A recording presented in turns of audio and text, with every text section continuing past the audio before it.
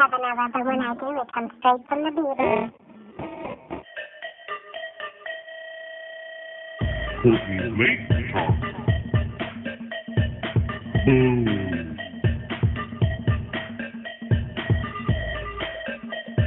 Boom. Cortney's late talk. Cortney's late talk. Boom. Cortney's late talk. Cortney's late talk.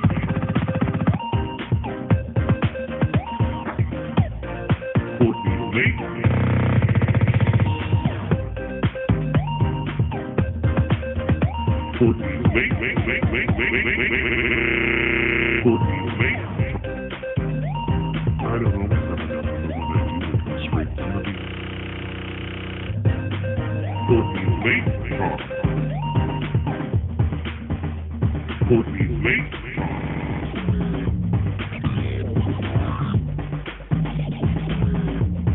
Cortney's late talk. I don't always have a number, but when I do, it comes straight from the beat.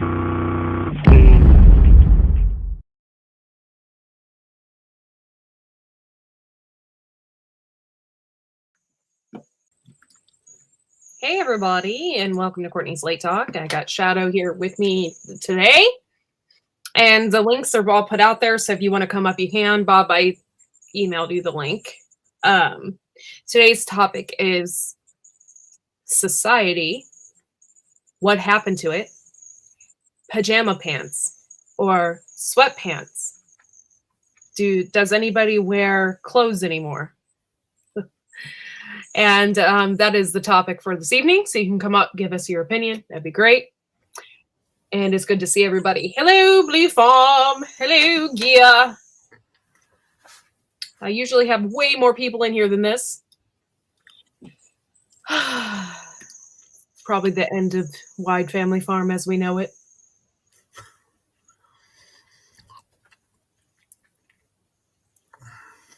Oh.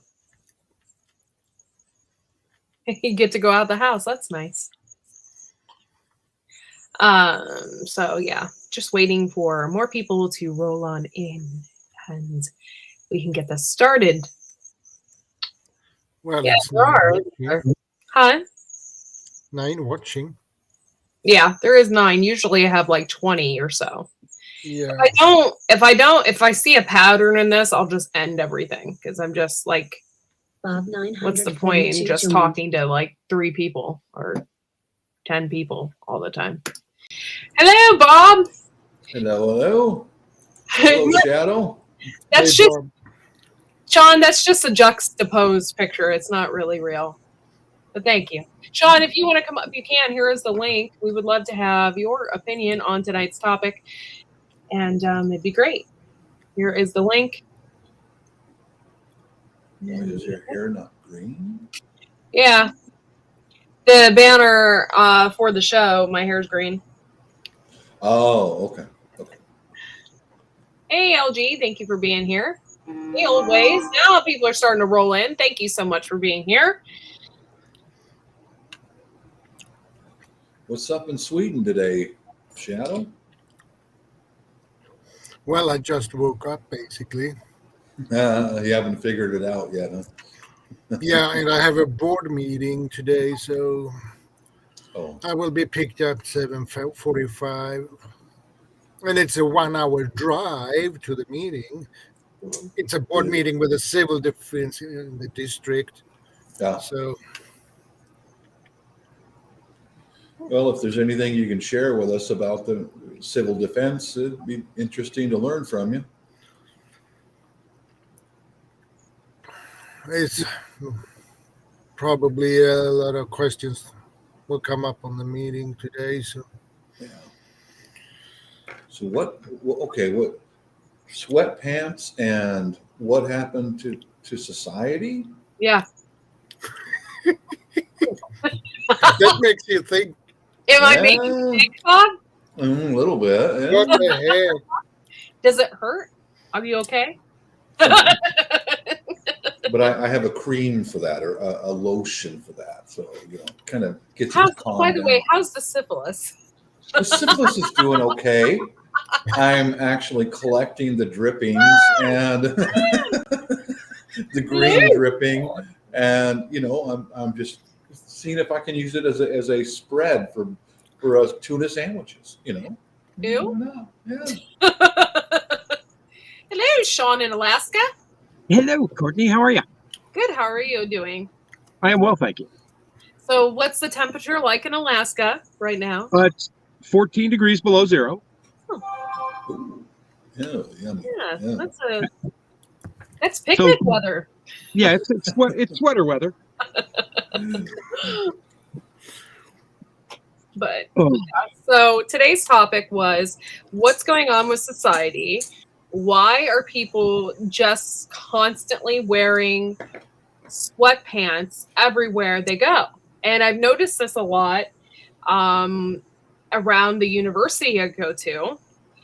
Like, okay, back in the day when I was going to college, you want to dress your best because you might meet somebody, right? So you're going to the bar, you're looking good, whatever. I'm seeing kids now, they're just like throwing on some sweatpants and going to the bar. I'm just so confused. Perhaps by it's this. a holdover from the last 2 years of being isolated. It very well could be. Yeah. But I just want to know people's opinions on it. I would think it borders more on apathy because it seems like each generation kind of steps further and further away from anything. I mean, because I still, if I fly on an airplane, I still wear a nice shirt and a tie. Well, yeah. And my kids go to the grocery store. They know that they're not to wear sweats, and they dress decent when they're going to go to a grocery store. But they will, if I'm not around them, they will slide back and they'll start wearing sweats and grunge clothes and everything else. But we never did that. My mom did her hair before she went to the grocery store. Yeah. Well, yeah, because that's how people look at you. Like, Right. Okay, I understand that today's society, like, it's not about looks per se. It's more about what's inside. But if I see someone in sweatpants, I'm going to be like, what the hell is wrong with you today?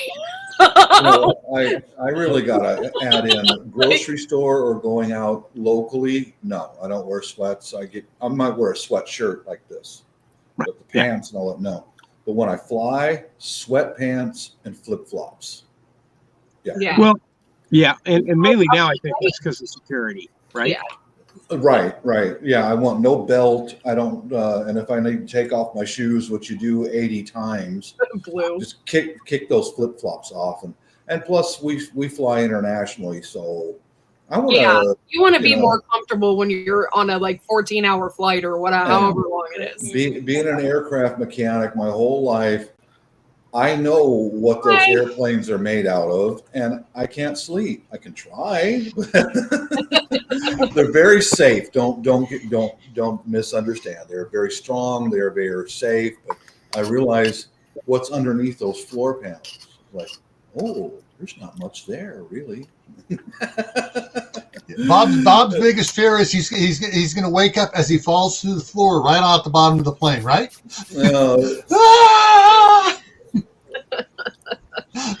No, it's just a I don't know. I can't seem to sleep. I think I've only slept once on the way from China back to the States. I slept once, and that's it. Every other international flight, I'm wide awake, just bored. Man, I'm asleep before takeoff, and then when we drop down below 10,000 feet and that bell goes ding ding, I wake up. I sleep for every flight that I'm on. Yeah, I just can't. I don't know why. I just can't. So hey, Chipper, thank you guys for coming in, and thank you, Chipper, for lurking. I appreciate you watching and stuff. I just noticed that kids a lot more these days were just not giving two craps about what they look like. I'm like, how do we go from even the 1920s, even where women dressed wonderfully every day, made sure their hair was up in rollers, and before they left the house, or even when they're cleaning the house, to now you wear sweatpants to the grocery store, or now you wear sweatpants to the bars. I mean, it doesn't make sense to me. So I think part of it has to do with, I hate to say this, what sort of class they put themselves into. Because some people put themselves into like, oh crap, I mean, I don't care. I'm stuck down here at the bottom. I'm just going to do what I want to do. Others see themselves as, oh, hell no, I ain't going to wear no sweatpants. I am going to wear my Prada, my this, my that. My hair is going to be done. My nails are going to be done. It depends where you look. Some areas you see people, hey, they are so sharp looking, but they're not really rich either. They just want to look sharp. Well, I think that might be true here in the States, but internationally, I noticed folks still dress up when they go out. In Europe and in Asia, they still dress up. They're clean. They've got clean clothes on, and the clothes are usually ironed. Their shoes are clean, and they look good. But here in the States, I notice it quite a bit. They'll have mustard stains on their shirts and just look like a crawled out of a garbage can. Well, here's something to think about, right? How much of this is I don't care, and how much of it's intentional? All right, because I've watched girls go from the occasional kind of shred in their pants, here's a little tear, to you have no pants left on your pants. That's true. So here's are they your pants on your pants? Right. So I have a niece that every time I see her at a party, and it's become a joke, I reach in my pocket and I hand her a $20 bill, right? And she goes, "What's this for?" And I go, "So you can buy some pants." Because obviously you don't have any money, and it's become a running joke. But so how much of the wearing sweats and not being dressed for the actual occasion is intentional to say, look at me, I don't have to dress for this? So it's like a negative kind of thing to say, oh, I'm not part of this system. I can be my own person. When in reality, they're being their own person like everyone else. So they're not standing out at all. They just look like idiots. Yeah. There's a thing too. So, with advertising, and a big blame goes on advertising. They advertise, they show these ladies and all go out doing stuff in these really fancy sweats, and then they market the sweats at Old Navy and Target and Macy's and stuff, and so sweats are the new in. Mm-hmm. It's the new normal, I suppose, in some regards. Sweats at Wally How World. do people dress over in Sweden?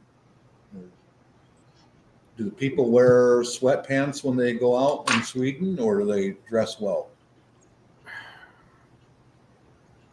Well, if they are going out to a restaurant or something at night, they usually dress up. Interesting. Yeah. There's another aspect to this. I want to tread on this one carefully because I don't want things taken the wrong way. There has been a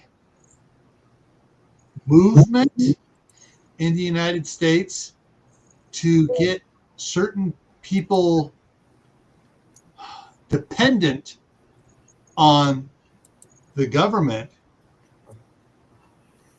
So, welfare, third generation now, that, they don't care because they've been indoctrinated into the welfare system for so long.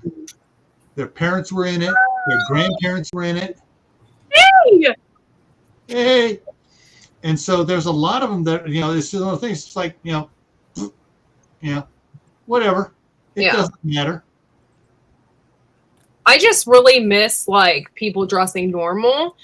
I noticed when Walmarts became a thing that people thought, they just would go to Walmart in their pajama pants. Thus, the reason for the people of Walmart website, And so you notice that, but I don't understand. Like, do we live in a society where nobody cares about themselves, or? Well, here's another angle at it, Courtney, is that we had, before I retired, we had a young lady come to the rent division, and she had a banging body, really good looking woman. And she wore sweatpants that said pink across the butt cheeks. And I found out that those are from Victoria's Secret. Victoria's Secret, and they're very expensive. Yes, they are. Yeah, they're not just those.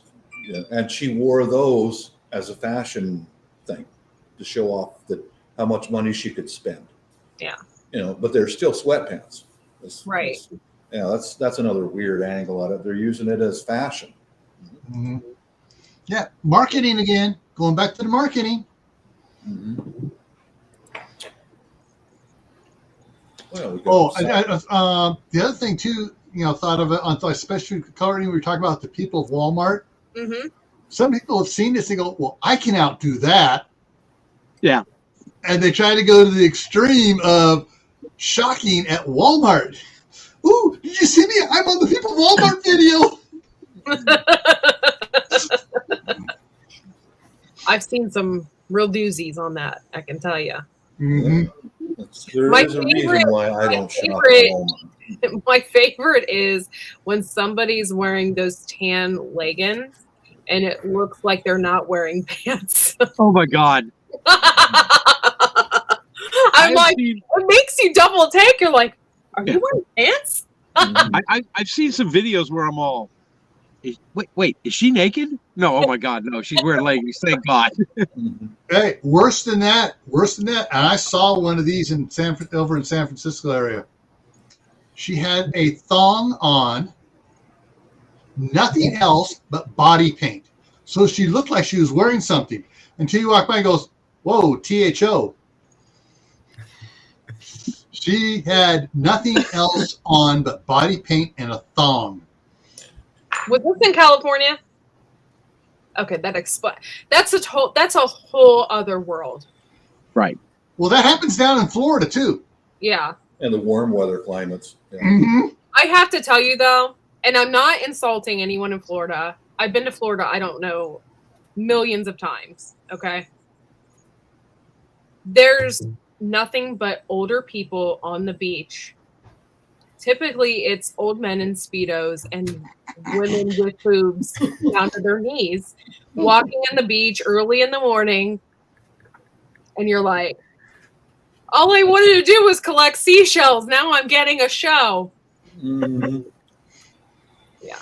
Speedos. Yeah. There's nothing this good will about never be in a Speedo. This will never be in a Speedo. No, I ain't doing it. No. Hey, this ain't going to be in spandex. Yeah. Nothing good comes out from Speedos. Yeah. No Speedos, no Crocs. Not happening in my lifetime. Not ever going to happen. I imagine you have to be really careful wearing Crocs in Alaska because right now you said it's 14 below. So,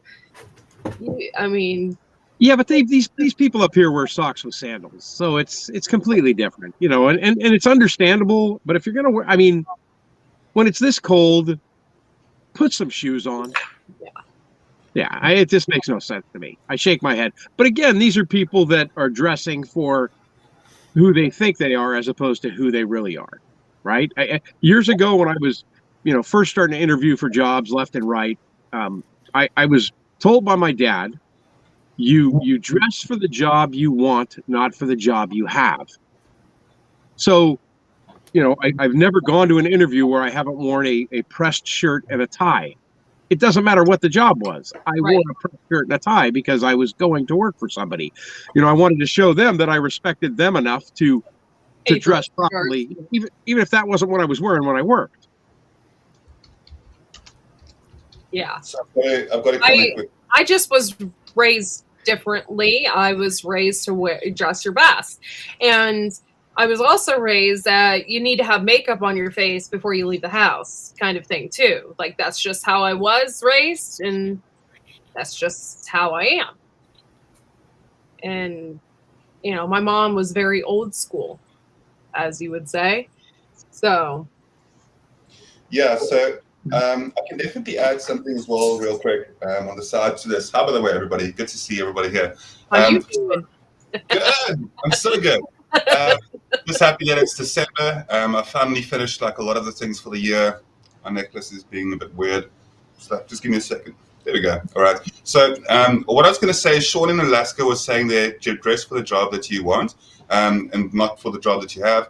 So I was a pharmaceutical delivery guy for a while as well. And I always used to like dress up a bit as well. And, you know, the pharmacy people, the pharmaceutical people themselves enjoyed it quite a bit, and so did the people I was delivering medication to, because I used to dress up with a proper fully like tie and everything, no matter what, every single day. Because sometimes when somebody's sick, they, you know, just to be dressed nice and to be friendly attitude and that type of thing can make a person feel better too. So dressing for the job that you wanted, where you're speaking about there, Sean, it's really great that I've kind of moved into a career where I'd actually need to wear suits and ties and stuff now. So it's true what you're saying. Like I truly believe that had a part to do with me having the job that I've got now, is that no matter what, I always like try to dress to the nines in every way.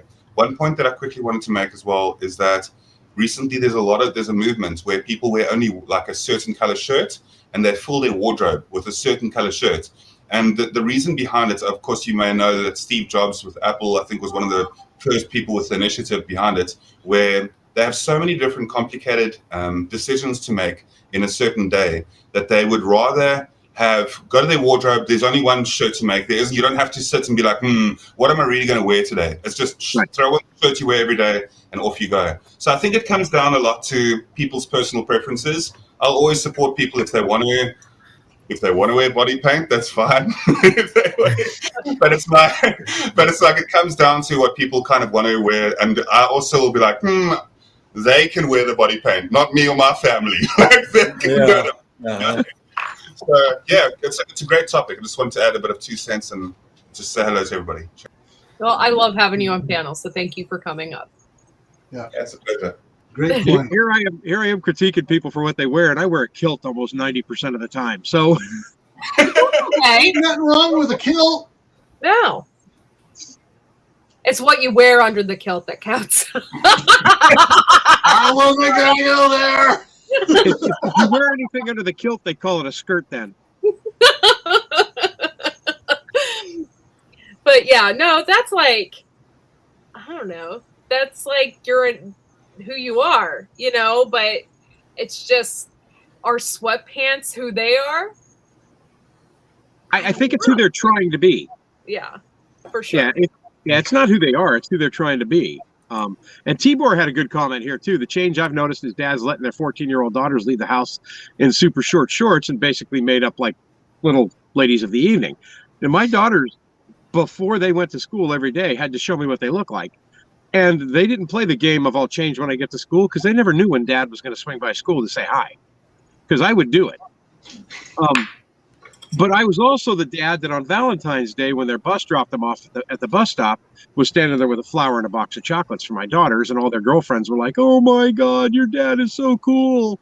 But if you're too busy to be a part of your children's lives, and this is honestly how I believe things have gotten to where they've gotten now. If you are too busy to be a part of your children's lives, then they're going to go their own direction. And it's not going to be a direction you're going to like. So you have to take the time to participate in, pay attention to, and understand why things are happening that are happening. And a lot of this falls back on parents again. Now my kids will slack, I'm sure, when I'm not down there, because I live in Alaska now and they live in California and they're grown up and they have families of their own. Yeah. But when dad shows up and they get ready to go to the store, they'll literally look at me and stop and say, "Hang on, Dad, I'm going to go change."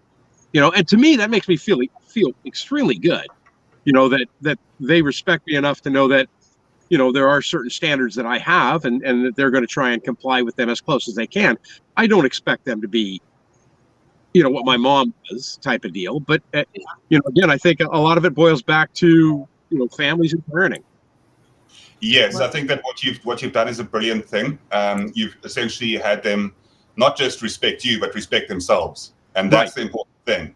And I think that that's like such an important thing as well. So kudos to you as well. And I think the whole waiting for your daughters with a flower. I'm a dad of 2 daughters myself, and I'm extremely proud and happy.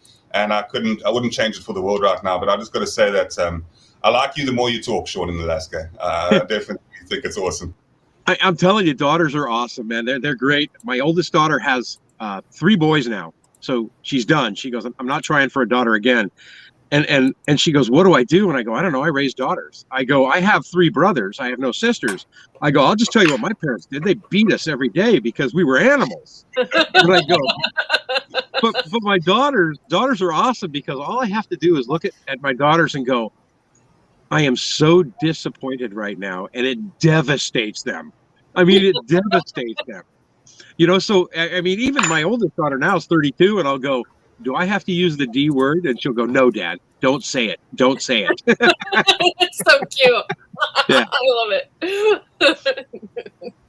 But you got to be a part of their lives. And Yes. And I think, I was very lucky because as tough and as brutal as my father was with 4 sons and I understood the belt, I understood the backhand, I understood all that. But I look back now and I earned it every time I got it. He loved his sons. Yeah, he loved his sons, and he sat down and talked with us like we were men, and he treated us like he expected us to be. And so I did that with my daughters, and I think that a lot of people lose sight of their kids, and they want them to be all happy and everything else, and they want to be their friends, and then they don't parent. I think they kind of disconnect, and so that's the way I was with my kids. And honestly, I can see that with my daughters and their kids now. They do the same thing. Yeah.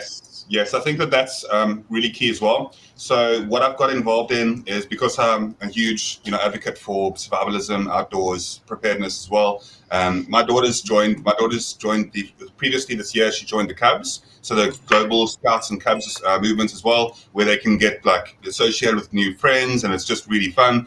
And it's right, being involved in your kids' lives is such an imperative part of parenting as well. And it's like, if you really want to see people succeed, you can notice, you can take a step back and look at a bunch of people and look at where they're at in lives, and 90% accuracy, you can find out whether they had. You don't always need 2 moms, you don't always need two parents, but you need at least a mom or a dad that is really dedicated and will be there for their kids. And it's fine to have a single parent, but my point is, so single parents, you can still get successes out of that completely. But a lot of the times where parents don't give a damn, you look at the person where they've grown up, and sometimes you can overcome it. But unfortunately, statistics speak for themselves, and it shows you that parents that are involved in kids' lives make for successful kids. So it's just like, you've got to be involved. Yeah. Yep. Yeah. Every day when my daughter came home from school, what was the best thing that happened to you today? Right. What did you learn from that best thing? I stopped asking, what did you learn? Because she was hard for her to select just one thing. But, we'd sit down 15, 20 minutes every day, and talk about just her day, the students that she was associated with, what their topics were at lunch. Show interest shows love. Yep. Yeah, I totally agree. I think that's really important with a girl, to have a parent ask that. I don't think guys care as much. But with girls, it's very important, because girls, especially in school, are very mean. Yes, they are. So when you have someone that you can talk to about that, like Sally was being a real piece of today, when you can have somebody that can tell you, or, everything that's going on in their lives, I think that also helps. The girls are really mean to each other. And my daughter had one one friend that came over pretty frequently during high school, and her name was Molly. And I used to give her and my daughter, give Molly a ride home, and they were besties. And then when boys came into the picture, now that's when there was so much drama going on between the group of girls, because here comes all that hormones and the boys and the competition, and pretty soon Molly's out of the picture. It was like, really? Girls are meaner than hell to each other. They really are. Mm-hmm.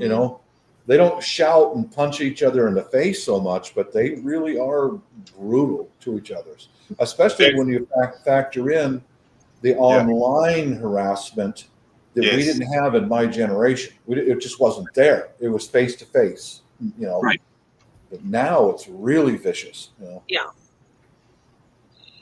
I don't know. Yeah, I think now with growing up, I didn't have the social media aspect of it. We didn't have Facebook and stuff like that.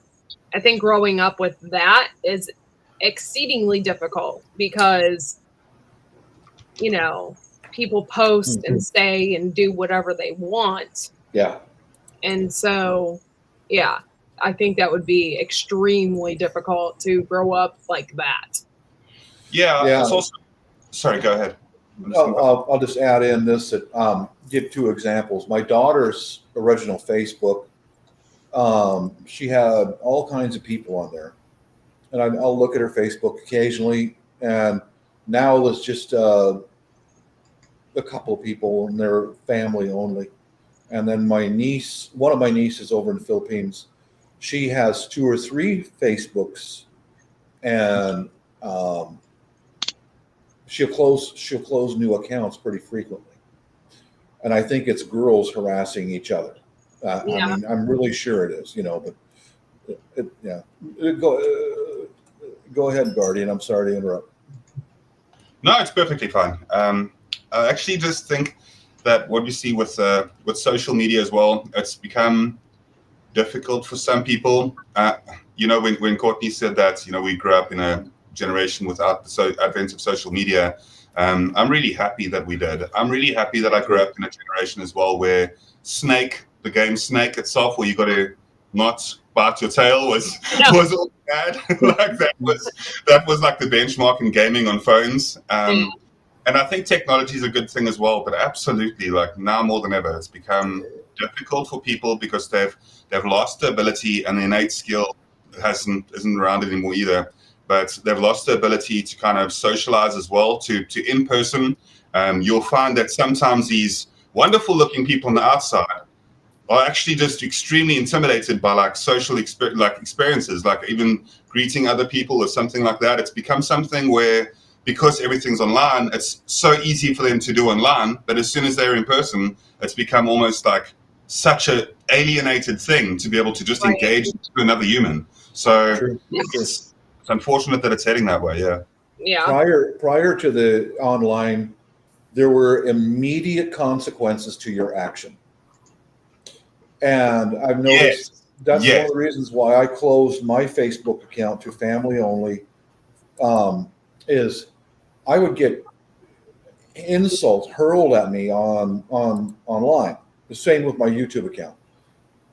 And prior to all the online cowardly behavior, which I consider that you're a coward, prior to that, if you insulted someone's family, if you insulted someone's way of life, you're going to get punched right in the nose. Yeah. Period. Right now, it's going to stop. To this day, like someone insulted my mom, I would punch them in the face. Yeah, and all of that changed. Don't say anything nasty at my mom. Sorry. Oh, yeah. You know what I mean? Don't touch family. That's uncalled for. But I think our societies, many societies, have lost that. The immediate consequence to bad behavior.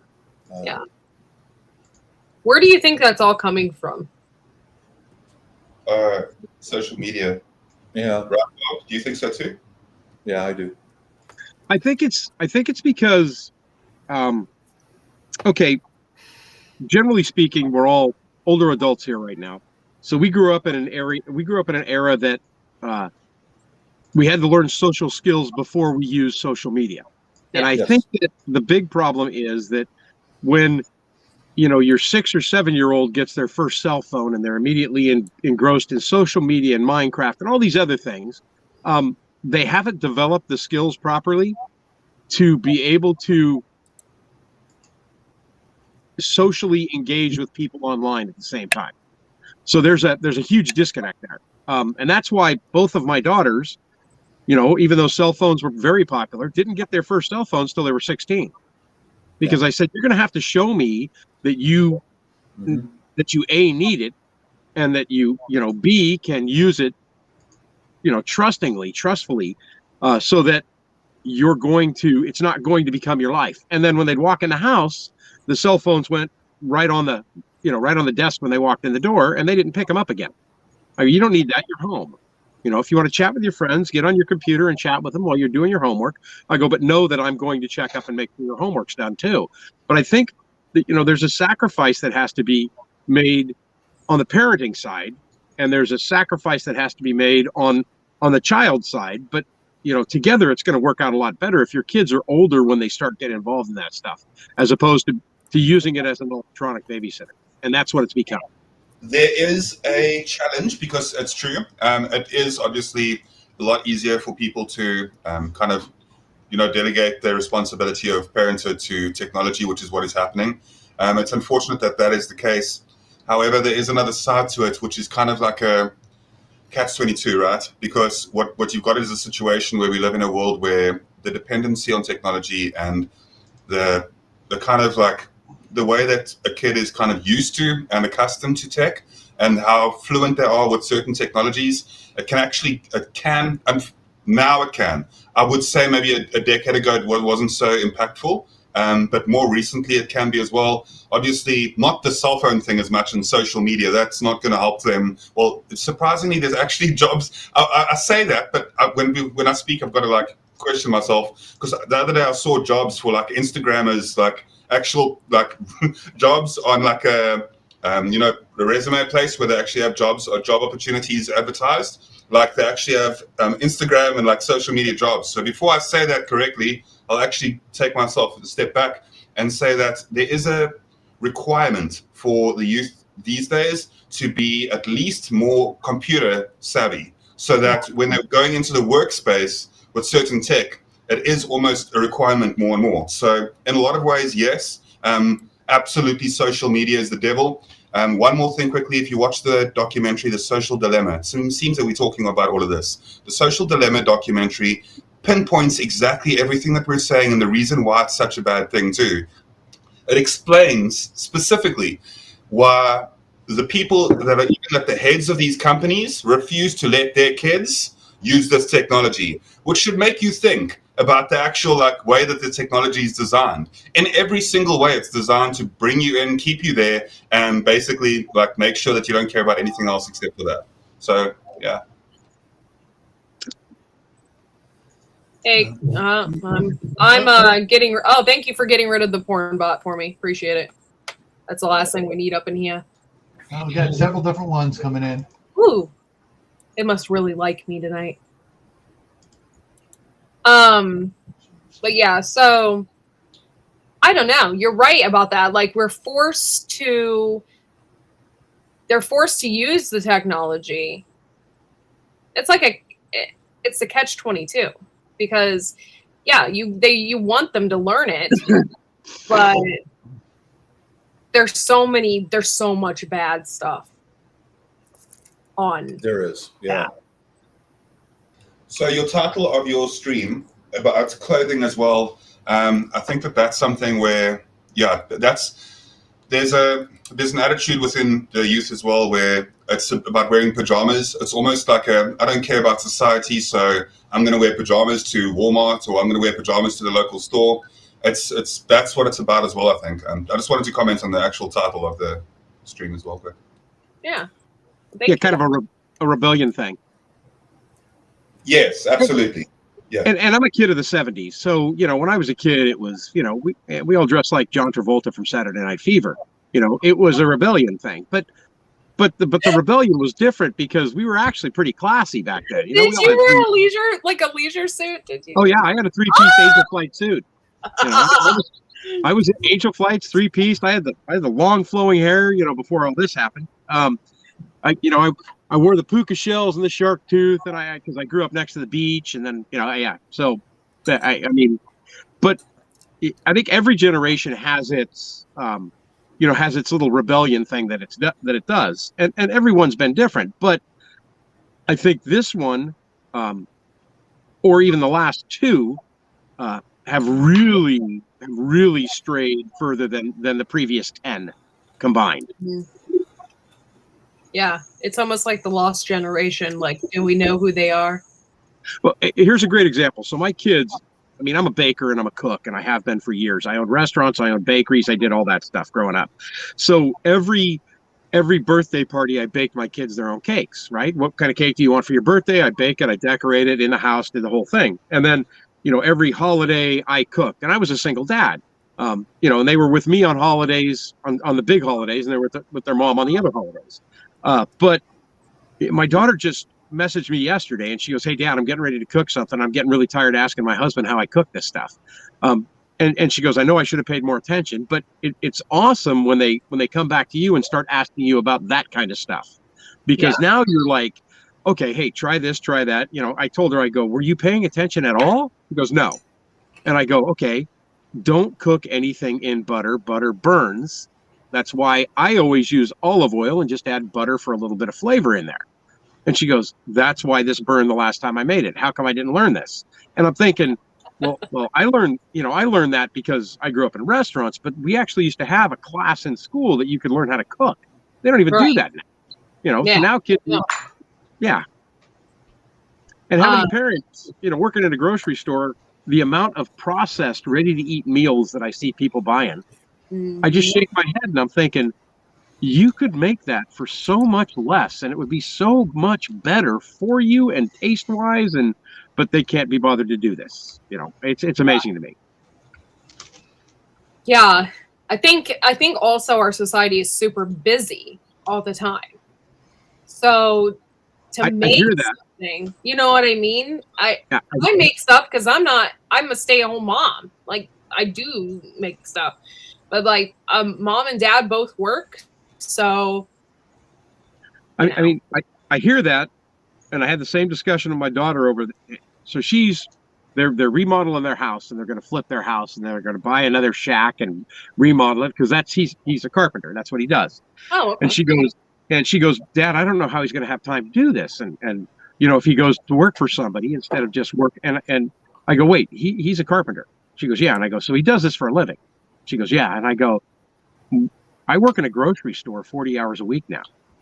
And I don't know how to build a house. Yet every day I come home and I build a house.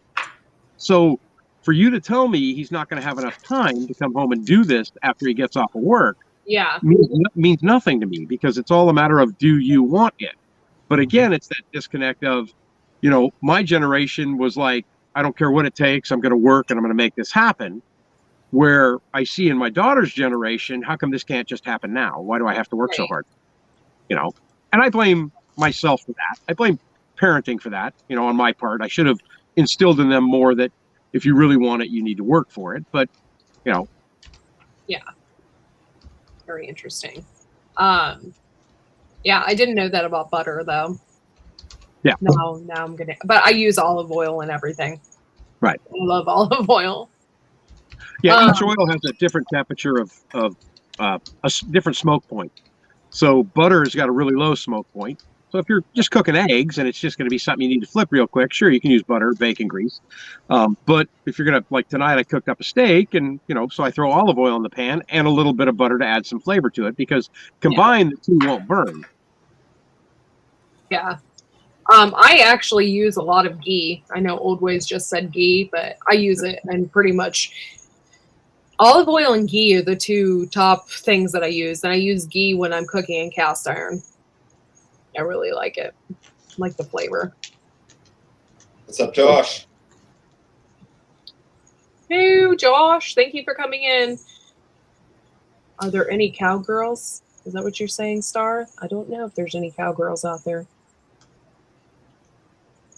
So I want to just it's two things real quick. So with the lighting, it's very early in the morning, and like the light beam that's coming from like the window over there is terrible. But anyway, so the thing is, I want to also give credits to where credit's due, and also I know that I think every generation that moves forward sees the generations before them as delinquents to a degree. I think every single time that there's another generation, that always almost happens.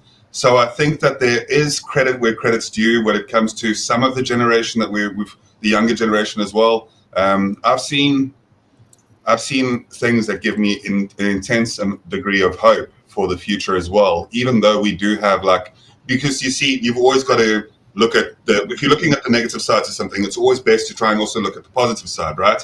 And in this case, a lot of the generations, a lot of the kids as well at the moment, the way that they are with one another as well, and the way that they see the future gives me hope for the future. I live in one of the most upside down countries in a lot of ways, but at the same time, I have an intense amount of hope for the future of this country based on the generation and the younger generations that I've seen living in this country today. And that's something that because they believe that they don't have such a negative connotation towards the country the way that some of us older people as well do. So because they've got a more advanced look as well, and more positive and more optimistic perspective, they can definitely they share that amongst each other, and it means that the future for tomorrow's South Africa may absolutely be one that we can all be very hopeful and happy about.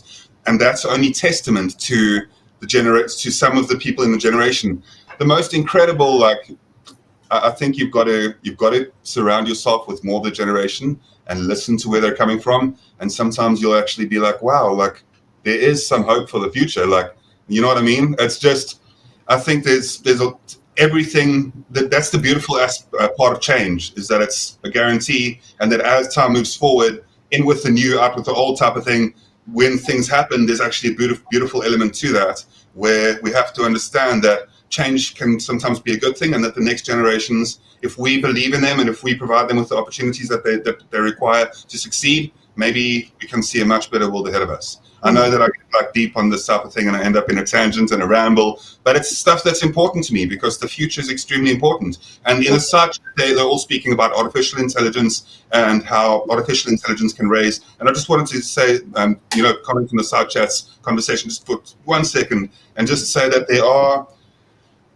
it is unfortunate, and when we are having more and more parents looking towards AI to raise their kids as well. Yeah. But that's why I said, I replied to Ginger there as well, and I said that in some cases, from what some of the parents that I've seen, AI would actually do a better job. And that's sad as hell to think about, but genuinely that's the truth. Well, it depends upon what AI is teaching them. Yeah. Actually, to go from the topic of what is wrong with society and kids in sweatpants to go to what Guardian just said is absolutely phenomenal. I'm going to end the chat now. That was it all. He really put it to a point there. Now, what he said is absolutely right. So we have to look forward to the future, and it's really important to be a little bit positive when it comes to the future, especially if you have kids and or grandkids. They're going to be living in the future, so. I want to comment on LG's thing there about, he said his child did not pay any attention to him when he was cooking. My daughter, both my wife and I cooked, showed the boys how to cook. The youngest really loves cooking, but my daughter has degraded in her cooking because she married a slob whose older sister and mother did everything for him after his dad ran off on him, and he never had to do anything for himself. And he cooks something in the kitchen, makes a mess of everything, and leaves it for her to pick up. Yeah, that ain't right. Yeah.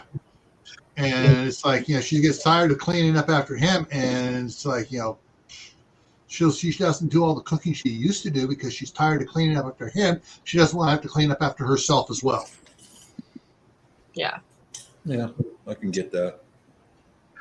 And I probably should admit that growing up in a restaurant background meant that when I was done cooking dinner, the only thing left to wash were the plates because we cleaned everything as we go. Yeah. And so my kids actually picked that up for me, and they're like, when they cook Thanksgiving dinner, even their mom's like, okay, I'll help with dishes. Well, there's just plates, Mom. What do you mean there's just plates? What about everything you cooked it in? I did those while I was getting the table ready for dinner. What? I love that, and I love no dishes at the end of that. Yeah, I tried to clean as I go too, and my husband's like, "What do you have running in the sink?" I'm like, "That's hot water for the dishes." Oh, because I'm doing it as I go because I hate having that giant pile at the end of the meal. And I don't want to come across as being super negative on the next generation. I just, there's things that I see that I just shake my head at because, I was there. And there's an adage that I use all the time that at work that people laugh at because it's so true. As I was growing up, I thought my father was the stupidest man I have ever known. Amazingly, every year I got older, that man got smarter. Mm-hmm. And I got to a certain point where I realized it was me that was the idiot. The man was a genius. So, by all means, I don't want to come across as I have no hope in the future. But, man, sometimes I just look at stuff and I go, I don't remember as a child being that stupid. Doing things that would just totally go against my own personal well-being like that. But I'm sure I did. We didn't call it being stupid. We called it being crazy. Oh, yeah. Yeah. No, my dad's favorite saying to my brothers and I was, "What are you, stupid?" And it was never an insult in my family. It was just, we would laugh and we'd go, "Yeah, I guess I am."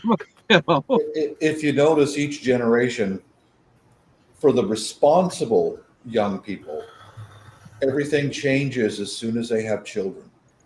Oh, yeah. They don't have the time to be. They don't have the time to be rebellious. They don't have the time and the money to spend on shredded jeans anymore because their kids need food and shelter. That's for the responsible people. Yeah. But a clear indication of someone who's not being responsible at home is still having that mentality of being rebellious and being trendy, all that, and they're spending $800 on a pair of shoes rather than, taking their kid to the dentist. Yeah, I don't want to take this conversation so I hope that nobody carries on what I'm just about to say, but what I will say is that it also, isn't it strange, Bob, how it also changes one's political views as soon as they have kids as well. That's all I'm going to say about it. I'm not going to go further because I really don't like speaking about politics. It doesn't help people at all, but I will say that it definitely changes once you have kids, like your view on politics in general. Oh, yeah.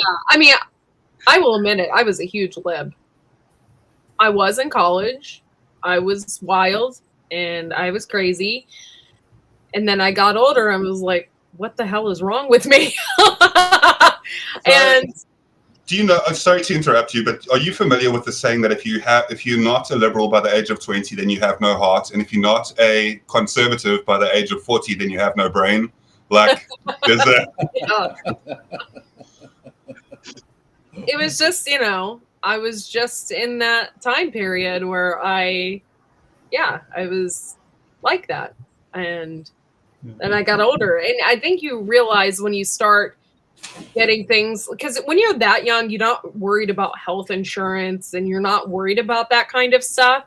But when you get older and you start paying into health insurance and you start paying like the big bills, house payment, taxes, stuff like that. And then you're thinking, where is all my money going? And then you pay attention more, pay attention to that kind of stuff. But when you're younger, you don't have those things. You don't have that, And along the same lines with that, it's like why is so much of my money going to these idiots out there who won't work? Right. Yeah. So yeah, when you're younger, you don't think about that, and when you get older, that's what you have. That's you're responsible adult. Mhm. And I have to say, even going into your 20s and even mid 20s, you don't have that. And I think you can be on your mom and dad's insurance until you're 25 or 26 here. So that just delays Maturity. things for yourself as well. Now, Delays maturity. Yeah, Yeah. it does. Yeah, the cutoff date is 18 over here, like 18 years old in South Africa, and you no longer may be permitted to be on that. It used to be that way here until the abomination made his universal healthcare crap. Yeah, unless you're my kid. If you're my kid, then you were off the minute you were 18. And they said, "But Dad, you have to keep me till I'm 26." And I said, "Call the cops. I'm not doing it. You're done." No, so everything comes with a choice, right? You have to decide what you're going to do or not going to do. Now, by the same token, I did in fact pay for my youngest daughter's car insurance until her 21st birthday because I did that for her older sister. But I told her, when you turn 21, all the bills are yours. I'm not paying car insurance or anything for you anymore. You're on your own. And she knew that there was a cutoff date, and she had to start looking at it. And she got the bill, and she called me up and said, "Okay, Dad, what do I do now?" And I said, "Okay, how much do you owe them? Are you happy with that, or do you want to go shopping and see if maybe you want to go with another insurance company?" And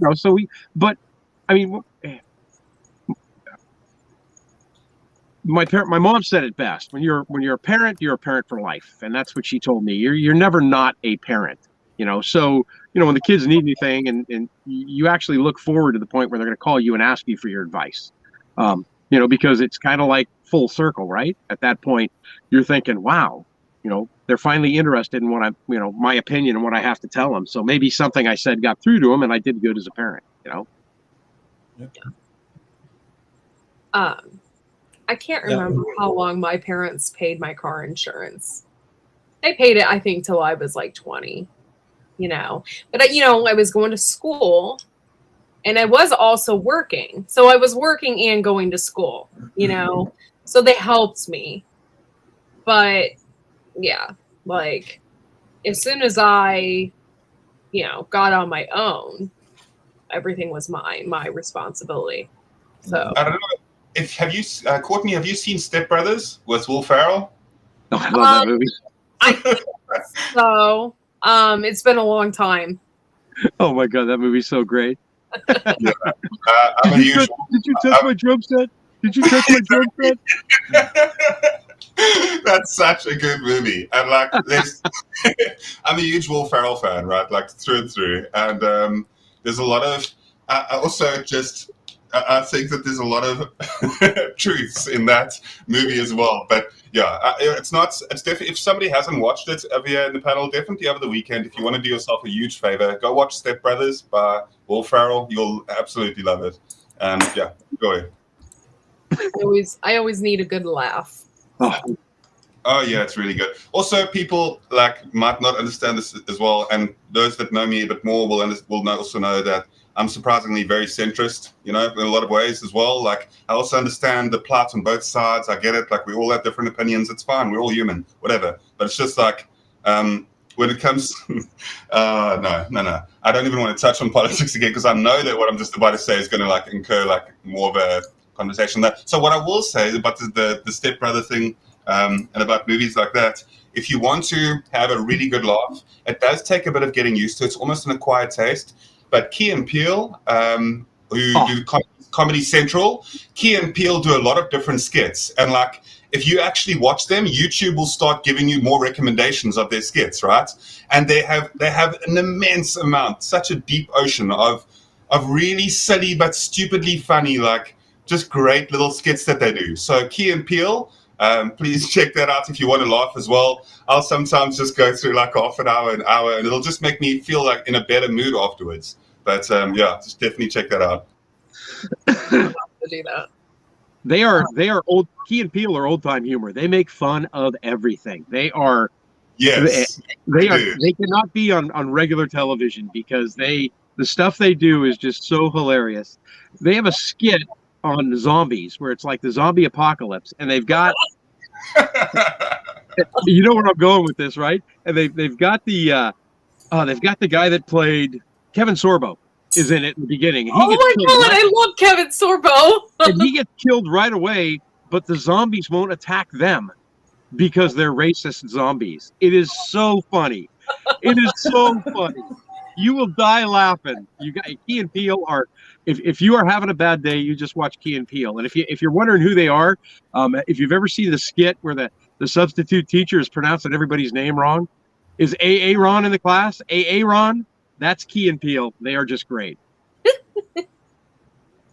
Through and through as well. It's what you're saying. They will poke fun at everything. They don't have like a sort of, and that's what I can appreciate. It's just like general honest humor where it doesn't have a certain bias and that type of thing too. And it's just is like, well, everything is funny. That's also because it fits with the whole being centrist and stuff. Like it's just like you know. It's also if you find yourself on a certain political side, right? It is definitely good to have a very honest and open communication and conversation with people on an opposing side from you, and do so in a respectful manner without allowing emotions to get involved either, and to actually just listen to another person. I'm speaking about it from both sides. I'm absolutely non-biased when it comes to this because I'm sitting in a different country. So it doesn't matter to me. But what I'm saying is just sometimes listen to people. It's great. Yeah. I'll have to watch. Oh yeah. I probably know what it is, but right now off the top of my head I can't. I'll have to watch. Oh yeah. They are they're just incredible. I love Key and Peele.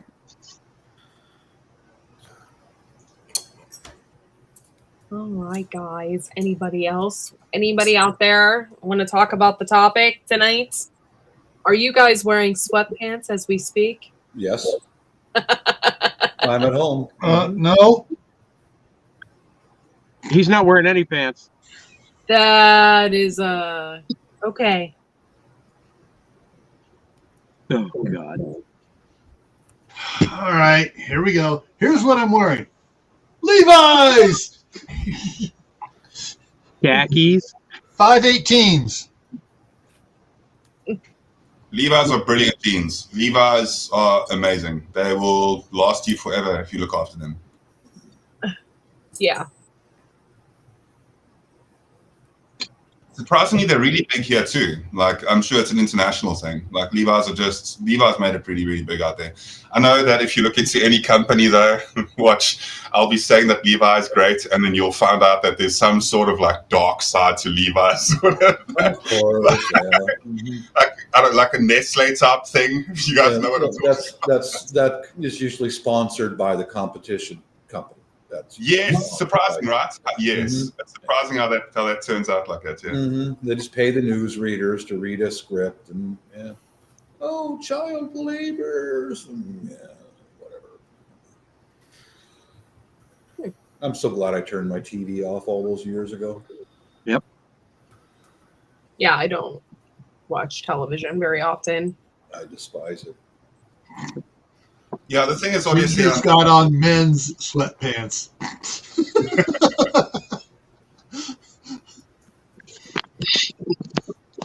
Wow, Ginger Ninja.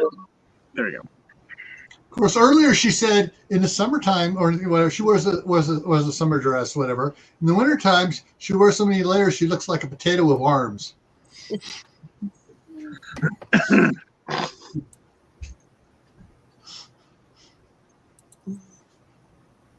I don't own any denim anymore.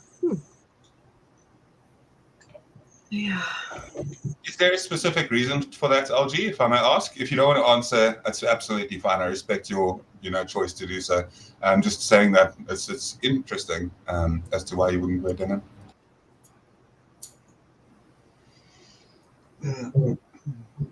I'm a Carhartt guy, so.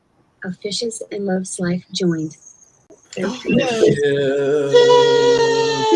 had to wear some red lipstick to get in here, so Oh yeah, baby, you know how. I threw it back on after my shower. What's up, Fishes? Good to see you. How you doing? Are you well? Good to see you guys too. Oh my God. Yes. You're looking great, by the way. So, are you wearing pants? Maybe I am. Oh, What will get you clicks? Maybe I'm not. ooh. So you Wait, got wait. We need 2 more people up here so we can play Good morning, Hollywood Fishes. Squares. I know, right? 2 more people. Come on up. the links are out there, guys. Come on up. Sean. Hey, at this point right now, Gil is playing the part of Alice from the Brady Bunch. Mhm. Yeah, your eyes have to look all crazy, like in the movie. She was all like, Yeah. And here I like an thought it Alice. was Paul Lynn. I love an Alice. Somebody hire me an Alice. That's All a right. long time ago, my friend. That's a long time ago.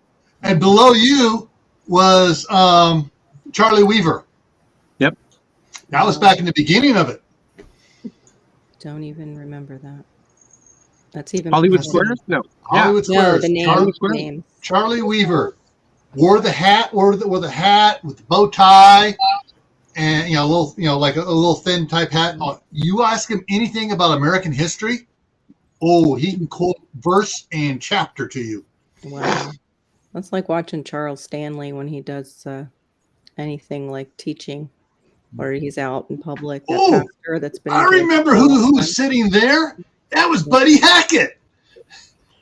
Who was the flaming guy back then? But of Paul course, Lynn?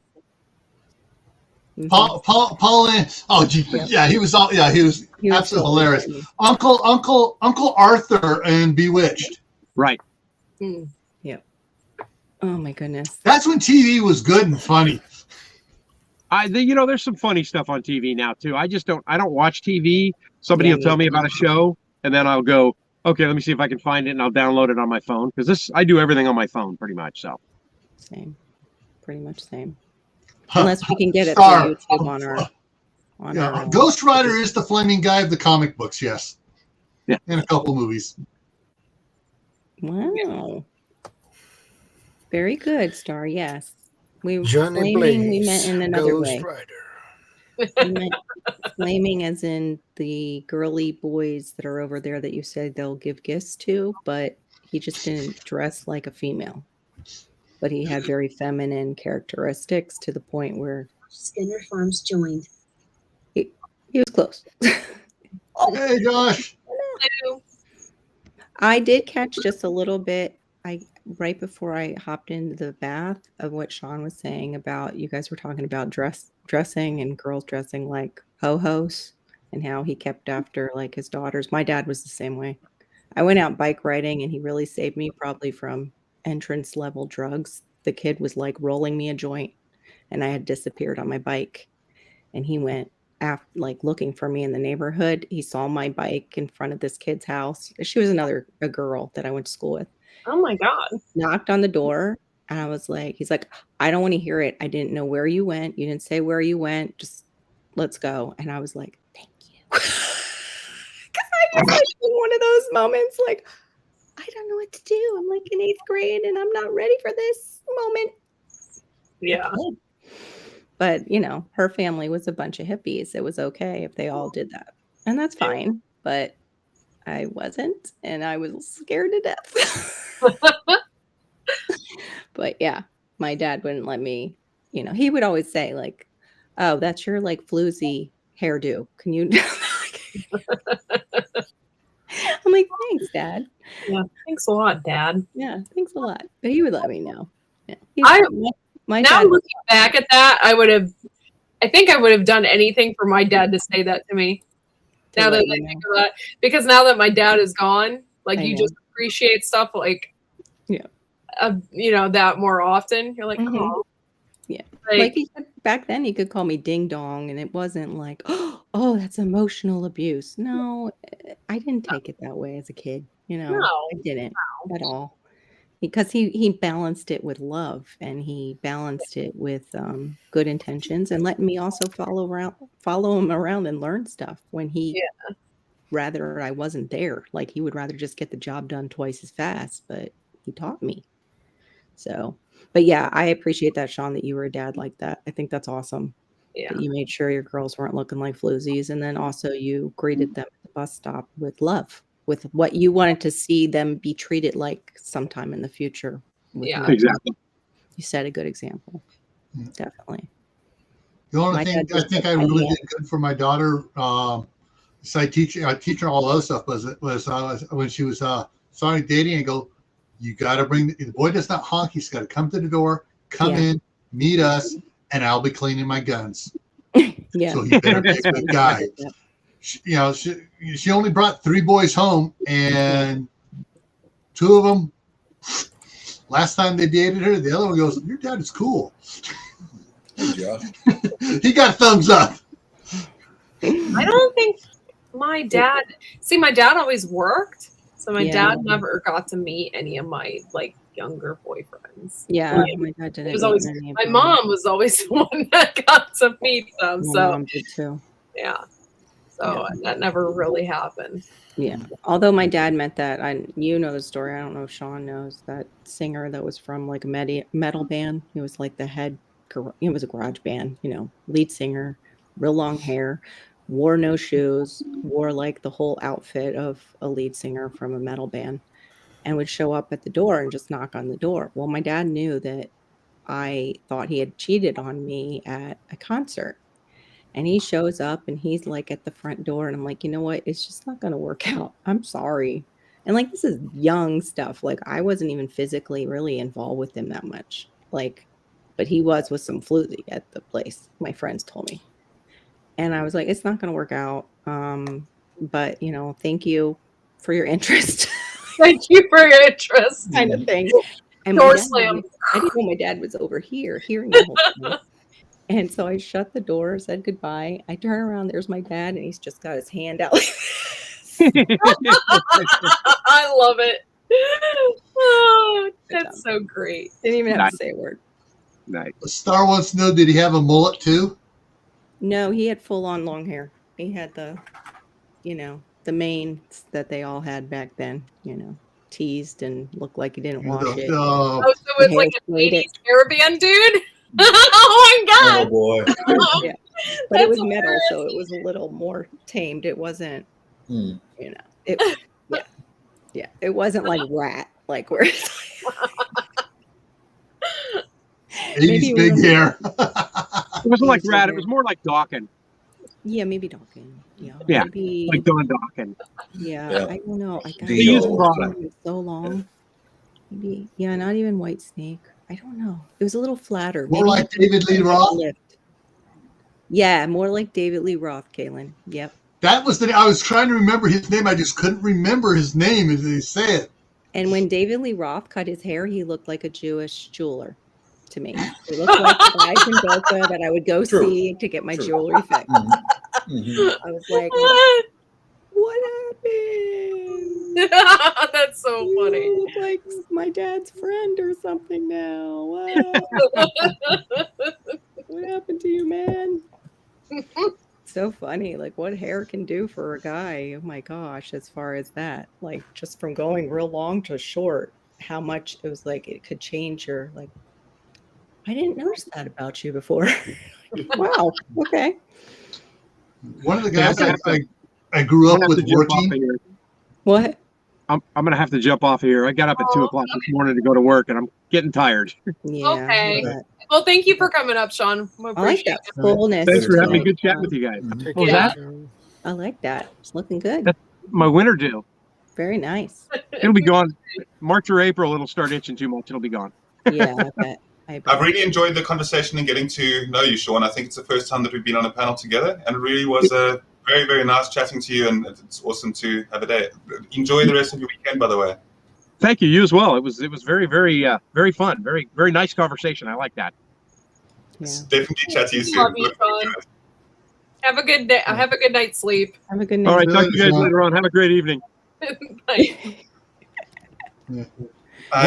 One of the guys I grew up with when I started working, he was like 3 days older than me is all. Mm-hmm. And we were working for the same construction company stuff. And we worked for this construction company for a while. Then we both moved over to the other. Anyways, he wound up, his wife got pregnant and was having a girl and stuff. And but they got divorced. And when she turned 16, his ex-wife says, can you come over here? I need your help. When she turns 16? Did you When say the when the daughter turns 16. Uh-oh. Oh. And so he goes, what's up? She's dating somebody, and I need you to scare him off. Hmm. So what does he do? He brings all the guys from work over. There you go. We're all sitting around cleaning the guns and stuff, and he Oh, looks yeah. and Gary looks up at her and goes, Yeah. I mean, at the guy when he comes in, he goes, you know, I just got out of jail a little while ago. You do anything to my daughter, I have no problems going back to jail. Keep going, Gil. Keep going.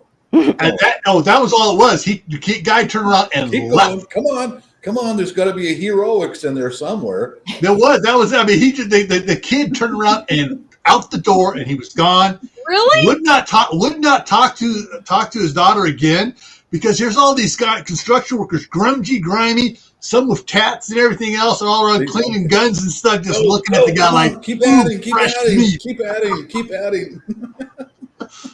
That is so funny. Yeah, my best She also friend found out later she also had troubles getting any guys to date her, except for the nerds. The nerds would, I want to meet your dad. Yeah, but the nerds ended up making big money. Mm-hmm. Mm. I wish I would have known about the nerds when I was in school, like what they turned into when they grew up. Uh-huh. Oh, what was that? Oh, the Revenge of the Nerds. After he gets the one girl, and she goes, "How come you're so good? We're nerds. All we think about is sex." Oh, And my daughter knew all about the nerds. She said nerds rule the world. I said, you're right, honey. You're absolutely right. And remember that. it's true. Right behind him are the construction workers. Yeah.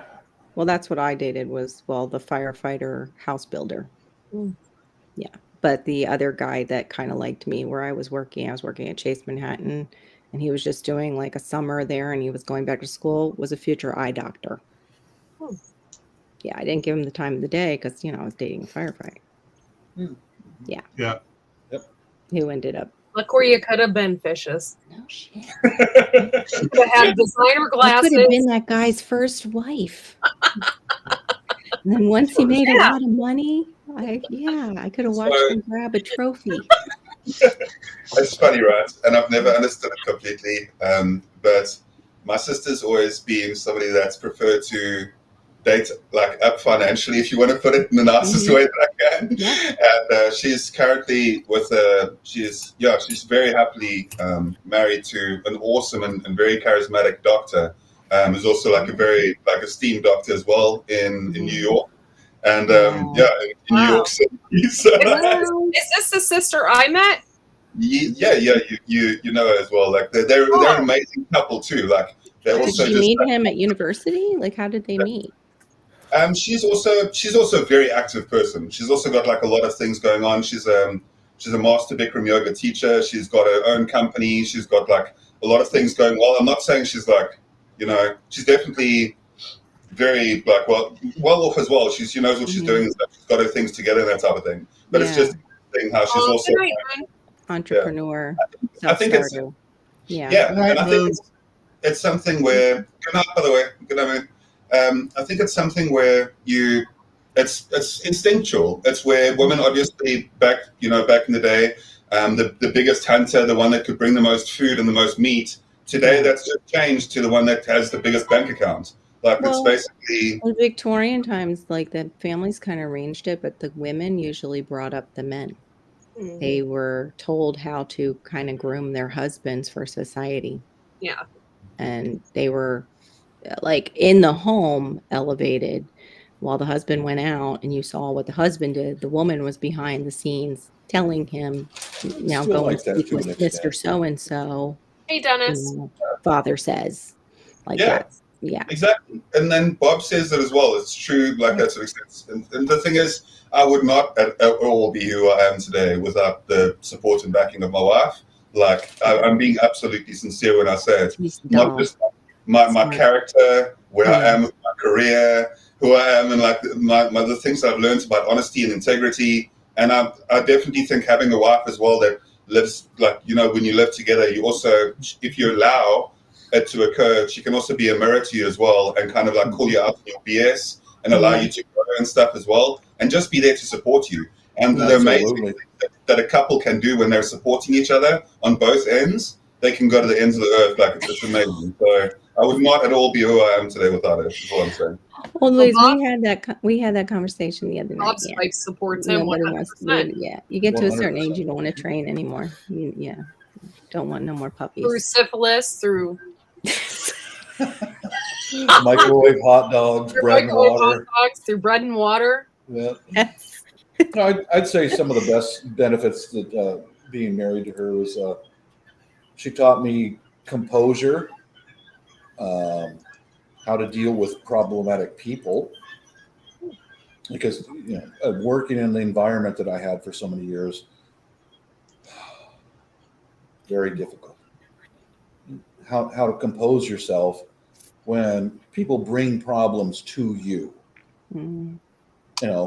And one of the most effective things is just turn around and walk away. It's like, that's so simple. Why didn't I think of it? I used to stand there and go toe to toe with them. Just turn around and walk away. Yeah, that's my husband's solution for my family members that are difficult. And it was funny because Cortney was like, you don't need to talk to her. And my husband says, you don't need to talk to her. There you go. I still needed a lawyer to tell me and my aunt that it was okay not to talk to her. Yeah, but no, I understand where your heart is. Yeah, okay? It's hard. You can't let somebody emotionally abuse you either. Yeah. Yeah. Very true. And you don't realize it until you're older that that's what they've done, and then it's so ingrained. It's so ingrained. But like I told you, you just pack up some of your mom's stuff, all the pictures that might have your sister in them. Yep. And just send them to her, make sure she signs for them, and then you never have to speak to her again. Yeah. Yeah. You cut all ties. You just pack up everything besides that you don't want and send it to her. Yeah. So she can deal with it. If I have the money, I definitely will. That's the other thing too, is she doesn't realize that takes money to send, and I don't want her going to my brother to get the money. Well, I'll start a GoFundMe. The bitch has got to go. GoFundMe. Oh, and I know you don't do that anymore, so that means so much to me. Yeah, I did that more or less with my brother and sister. As I walked away, and I took away all their power over me. Yeah. Yep. As soon as they would call, I'd hang up the phone. Same with my ex-wife. Hi, Cameron. Thanks for coming in, honey. Yeah. I know. I still have my brother. Probably he's going to ask for an explanation, but I even said that to my husband, and he was like, "So what?" I was like, "What if he gets mad at me? So what?" Like, men are so simple in that way. So what? It's like, so what? I get maybe like we don't. Don't let them rent space inside your head, man. Walk away from them. What happened to Josh? Why did he bounce out of here? What the heck? Yeah, where'd Josh go? Did he have something to tell us? And we were talking and didn't give him a chance. I don't know. He's not inside chat I'm either. sorry, but on my panel, you have to freaking speak up. If you don't, then you can't. Then you don't get your word out because all Either of us. That or you got to raise your hand. Well, all of us are so bold. We are all so bold, and we just say what is ever on our minds. And we talk over each other, whatever. We all respect each other, and we don't give a shit. So we'll just say it. And you know what I mean? And that's just who we are. There's so like Carol and I will do frequently. A couple other folks are talking and go, just real soft, and we can have a conversation between the two of us while the other extroverts are going on. Let's handle it. Plus we have the private chat too. Cortney. Yeah. It's in the privates. On Tubi. Do you use Tubi? I haven't downloaded it or anything. Okay. Right now, there's Pitch Black is on there. And also the Chronicles of Riddick. And I love it. Oh, yeah. Both of them are on there on Tubi right now. It's all free with commercials. But also one of my other all-time favorite is Predators, where they're on the alien planet I Yeah. love the gunfire and Yeah, I've seen that. Does that have that has the dude that has the Italian dude with the crooked nose, does it not? Yeah. Mm-hmm. Yeah, I can't. I'm sorry. That's probably mean, but I can't remember his name. So I can't either, but he played in Schindler's List. Or yes, no, yeah, it was pianist. Mm-hmm. The Pianist. That's the one I'm thinking of. Yeah. Mm-hmm. Yep, they were on there. Yeah, because we had conversations about Pitch Black. What happened to that movie? Where did it go? It's on DVD in my collection over here. Mm-hmm. Yeah, it wasn't on other platforms for a very long time, but it's on Tubi. Yeah. There's rumors that they're supposed to be he's supposed to be making another one, a continuation of one where he goes back to what's his name? The one that took over after he left the group. You know, the one plays Bones in the new Star Trek stuff. Hey, Outdoors Big Mac. Maybe he's supposed to go back and wreak havoc with the that group, and then finally finds his actual home, the actual place he was born at. Who's that? Riddick does? Yes, Riddick. Yeah. Oh, okay. That's what the talk is. That they're trying to figure they're doing where because they dumped him off on a fake planet, and now he's coming back for revenge. One of the Chronicles of Riddick is a cartoon. Yes. Vin Diesel is a comic book artist. Cartoon. Oh. So one of them he created a cartoon himself, and it's in the Chronicles of Riddick. Yeah. That's cool. Yeah. He's like how Sylvester Stallone was. They wrote and produced their own stuff they could star in. Mm-hmm. Yeah. Sylvester Stallone did the same thing. Yeah. But I don't know how they got their foot in the door. Like who they knew. Oh, Sylvester Diesel was a dancer. In the door because you know why. He was a dancer. He was in New York City. He was a dancer, and he got who? Stallone? Vin Diesel. Oh, Vin Diesel. Really? Well, Stallone, he's just scary. Yeah, I think there's the whole Chronicles of Riddick thing is amazing. Pitch Black and even the animated one, Riddick is so cool. As a hero, I'm really a big fan. I wanted to say something. Yeah, I just also had to step away just for a second. Kay woke up, and I just wanted to say good morning and all that. And I just wanted to also say that unfortunately, I am when it does come to different people and offending people and stuff like that, right? I'm learning, unfortunately, in a way where if my truth is offensive to somebody else and they don't like the type of things that I'm saying either, whether it be on a panel or whether it be, I'm almost getting and it's the first time in my entire life where I'm almost getting to a point where I'm just tired of it. I'm getting to a point where I'm tired of not speaking my truth just because you never know who it might offend or something, and just because so something happened earlier in this year, and it was something that is really impactful to me. I climbed on a panel, and I won't say which panel it was. I climbed on a panel, and I was getting used to a new group of people on YouTube, and they were friendly to me, and we were actually quite well acquainted and everything as well at that point, and they were very welcoming to me and everything as well, right? And then I went on the panel, and I was trying to be a lot healthier because health's been something that I'm really trying to be concerned about within several years too. So I was busy eating some peanuts, okay? And when I was eating peanuts themselves, somebody in the side chat just was so rude and terrible about it. And coming from a country where I'm from, because we have the kind of shortages that we do with food and stuff as well, if you insult somebody for eating, no matter what it is, and I was eating respectfully. I was eating and I had my mouth closed and everything, and I was just nibbling a little bit of peanuts every now and again. But they had such an issue with it and stuff as well. On the side chats, they weren't part of the panel at all or anything either.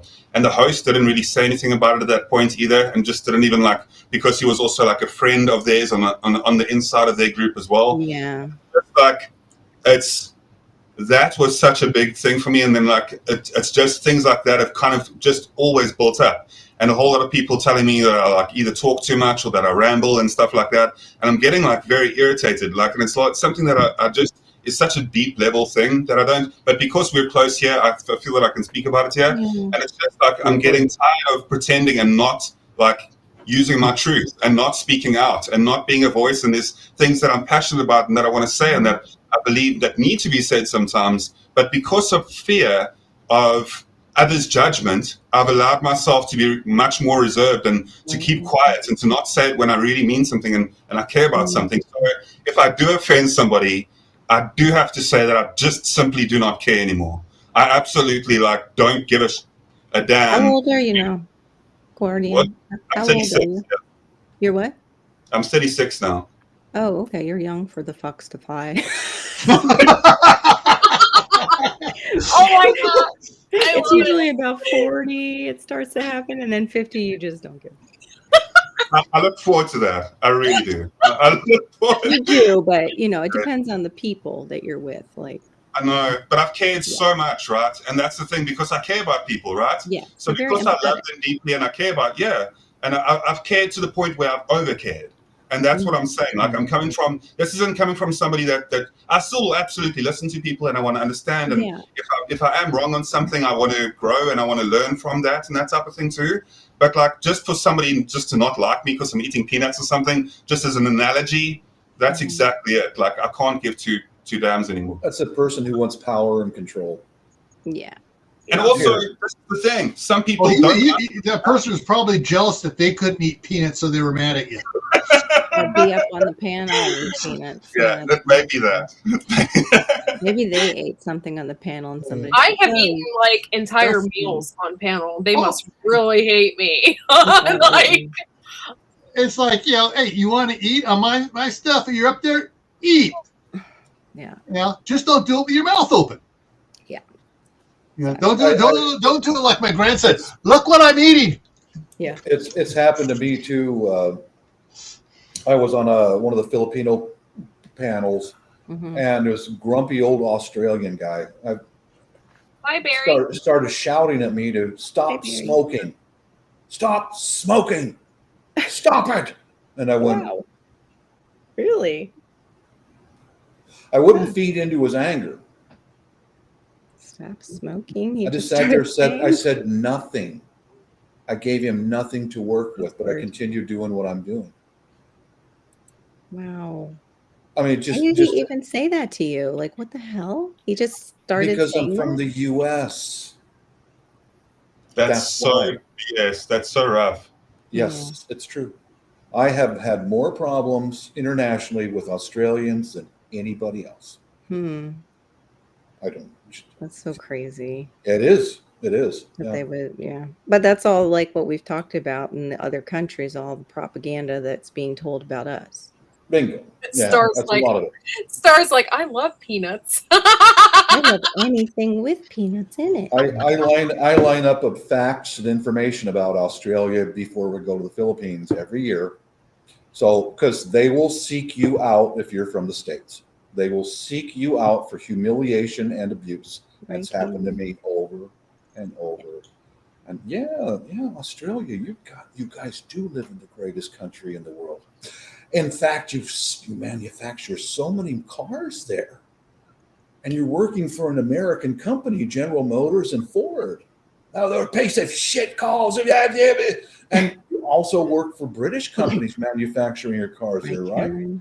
And now, we'll keep this secret between ourselves. It wasn't until 1967 was when you were able to start minting your own currency that had to be made in the U.S., didn't it? You live in the greatest country in the world. Man, that's usually when they just this guy's armed and ready. They leave. I think that it's we have different experiences, right? We're always going to have different types of run-ins with different types of people wherever they are from in the world. And I think it's unfortunate that you've had those experiences as well, because I definitely hear you. But my experience has just been so different when it comes to Australians and how they are towards people internationally, just from us. But the thing is, maybe it's as a South African or something. I don't know. You have an in with the Australians though, because you guys always get confused for one another by the Americans. Yeah, you sound kind of British. Yeah, you guys both. Yeah, they recognize me immediately. Australian or South African? what I was going to say, Bob, it's true. I think that might have something to do with it. It may just actually because our climates are very similar, and we both are crickets. We play a lot of cricket, rugby. The sports are kind of similar. There's a couple of things between Australian and South Africans that are similarities, whatever. The thing that I wanted to say as well, which is pretty interesting, it's just that I don't know. Wherever you are from the world, you'll obviously always find you'll find negative people and positive people as well. This is my main point that I wanted to say. I had to recollect it there for a second. Sorry. What I wanted to say was that when it comes down to the way that people are, people love to hate the people at the top. There's a lot of people, right? Yeah. The crowd. Yeah. And Star said it too. Grab you and pull you back down. Yeah. Yes. And that's what they're doing. That's when you're an American and you get hate from like an international audience in any way. I believe that a lot of it has to do with that.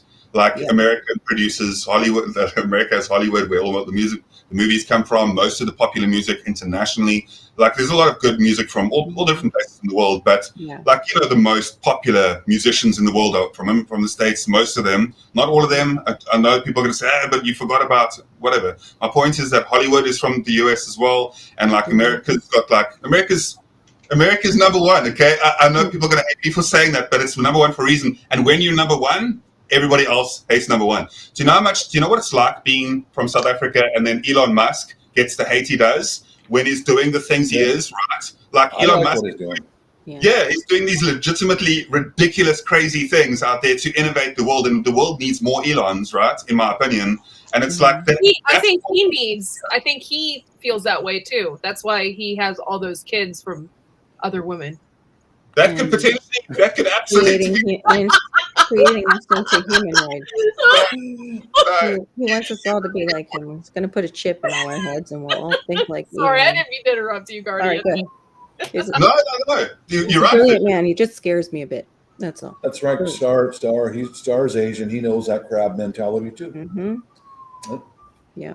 Yeah, I think it's definitely something where people love to hate the person at the top. And the thing is, as a South African, when you have somebody that's out there doing amazing things like that, that's really trying to change the world, and then all of the hate that he's getting, it's like, but that's our only guy that's out there at the moment. Okay, we that's our guy that's doing things, and then everybody's hating on him, and it's like, guys, can you just for a second just shut up and just look at the good stuff he's doing? Just for a second, don't do that. That's the woke mob mentality. So, Bob, when you get hate from other places in the world, wherever they're from, I just want you to know that they're hating number one. So don't take it personally. I know. They're hating number one, and they can get stuck in number two for all we care about. Yeah. I've had only a couple of run-ins from people online, but I used to go to Camfrog when I first retired and talk to people internationally, and on Camfrog it was constant, absolutely constant. But in reality, it's usually the Australians, and one fella, I pissed him off really bad because we stayed at a hotel that has rooms you can rent there for a year or two if you want to. Wow. It's and in the center was a swimming pool and a canteen where you could buy a bottle of beer, order a cheeseburger, American Western style food. So one night I was by myself. I went there, ordered a San Miguel, sipping on my beer and waiting for my cheeseburger to be prepared. And there was a fellow sitting next to me, just one of the few white guys around, and he says, how are you? And I said, yeah, I'm okay. He recognized I'm an American. He went, fucking Donald Trump. And when I just turned to him, the only time I fed into it was, he's pretty well educated. He's a good businessman. No, he's not. And I noticed he had 3 empty bottles of beer in front of him. Okay. The earbuds went on. I turned the music all the way up, and I sat there waiting for my cheeseburger. I took all of his power away from him. Good for you. Yeah. Well, I got to get going, guys. Let Courtney know it was fun. Yeah. But I got to get out of here. I got some stuff to do here, and got an early morning tomorrow. Sorry. Sorry, I'm Have putting fun. more wood on my fire. Have Yo, fun, everybody. thanks for coming up, All right, and good night, you Joe. did great with Minuteman tonight. Yeah, and he's going to be on Tuesday on Gray Man Prepping on Tuesday. Nice. Okay. Yeah. All right, I'll see you Awesome. later, gal. All righty. Thank Bye. you. Chat you, girl. I'll be right Also- back, guys. I have to put more wood on my fire before I Okay. freeze. Yeah, Let me say goodbye to Gavin and Courtney. I've also got to jump. I want to spend time with the ones on the family yeah. that work now as well. So I'm going to say love and leave everybody. Awesome for the chat. And what I shared earlier was an extremely personal thing when it came to the point that I'm at in my life as well. Yeah. And I really just want to say thank you for having the panel that I feel comfortable enough as well. And for some of the friends, always great to see Cameron, who's a fellow South African as well, also joining the chat on the side. Yeah. And it's great to see my friends joining. Just having a community like this is something that's really special.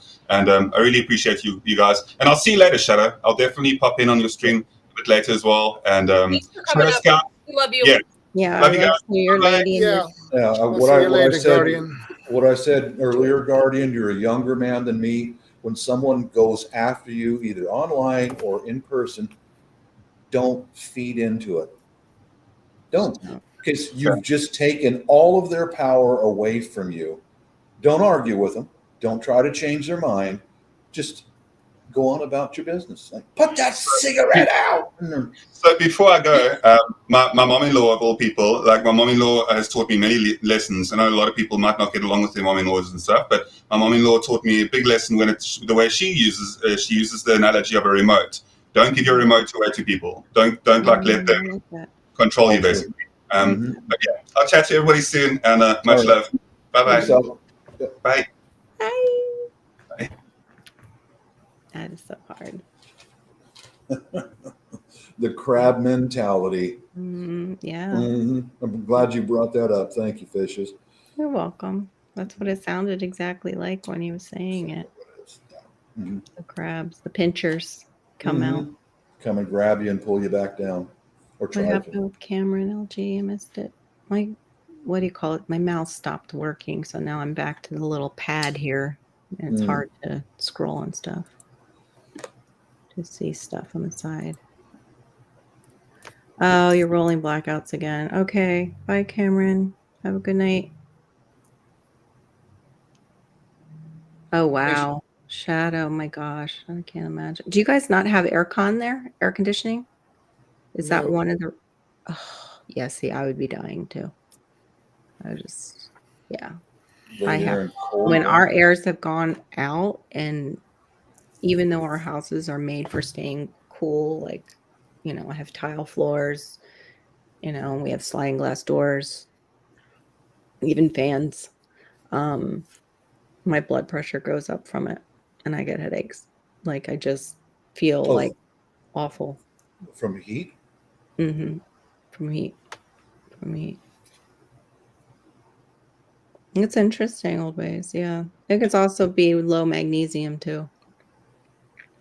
I know when I'm taking my magnesium and calcium. A little dehydration, perhaps. I do a little bit better. It can be also dehydration. There's a lot of different things that can be foods that you eat. The thing is not to have 2 or 3 triggers at once, because then it is a heck of a migraine. It can send you to the hospital if you've got like a multiple trigger migraine. Sorry, guys. I'm just waiting. I'll be right back. Okay. My fire, I let it go way down way too much. Shadow Scout is Jack Frost in real life. That's cute. I'm definitely not Jack Frost. I can't handle the real cold either. I like kind of right in the middle. Oh, yeah. I'm so ready to get over with winter. Oh, God. It's only really started, and it goes all the way until March here, winter, We've even seen snow up until April here. You haven't had it in 5 years. Well, I live in South Florida. We have to have it down here. We're still in the 80s. Let me see what it says. Oh no, we hit 70 tonight. That's nice, but it's supposed to go back up to 81. And I know this is the worst water. We got it during hurricane season when all the other water was out. So David Jason This- is Jack Frost. Who's that? Oh, This is the temperatures we have today. Oh my. That's Celsius though, right? Yeah, You have to convert Celsius. it. cold, and Yeah. more cold. Yeah. -6. Hey Siri, what's -6 in Fahrenheit? Oop. What would you like to convert into degrees Fahrenheit? -6 Celsius into Fahrenheit. That would be 21.2 degrees Fahrenheit. Oh, how lovely! No, thank you. I love it. That's how Yeah. cold it was when we came out from my Thanksgiving dinner at my uncle's, and it was Pennsylvania, so it was damp, Yeah. 21 degrees, and it was like, here we go. When I was making these fertilizer pellets, I raided my compost boxes, and they were frozen. They were frozen about this deep into them, solid frozen. What was it? You were raiding your what boxes? All those cardboard boxes I made into compost boxes. Oh, yeah. So I had a whole bunch of more boxes to shred up, and I went out and got some leaf litter and stuff like that, and I had to kick my compost boxes to break it because it's frozen. Oh my gosh. Yeah. Wow. It's How so cold beautiful. are you now? You guys have snow on the ground out there? No, it went away 2 days ago. Okay. But it'll come back. Yeah. It will come back. Always does. Yeah. I remember that from PA. What is Star saying now?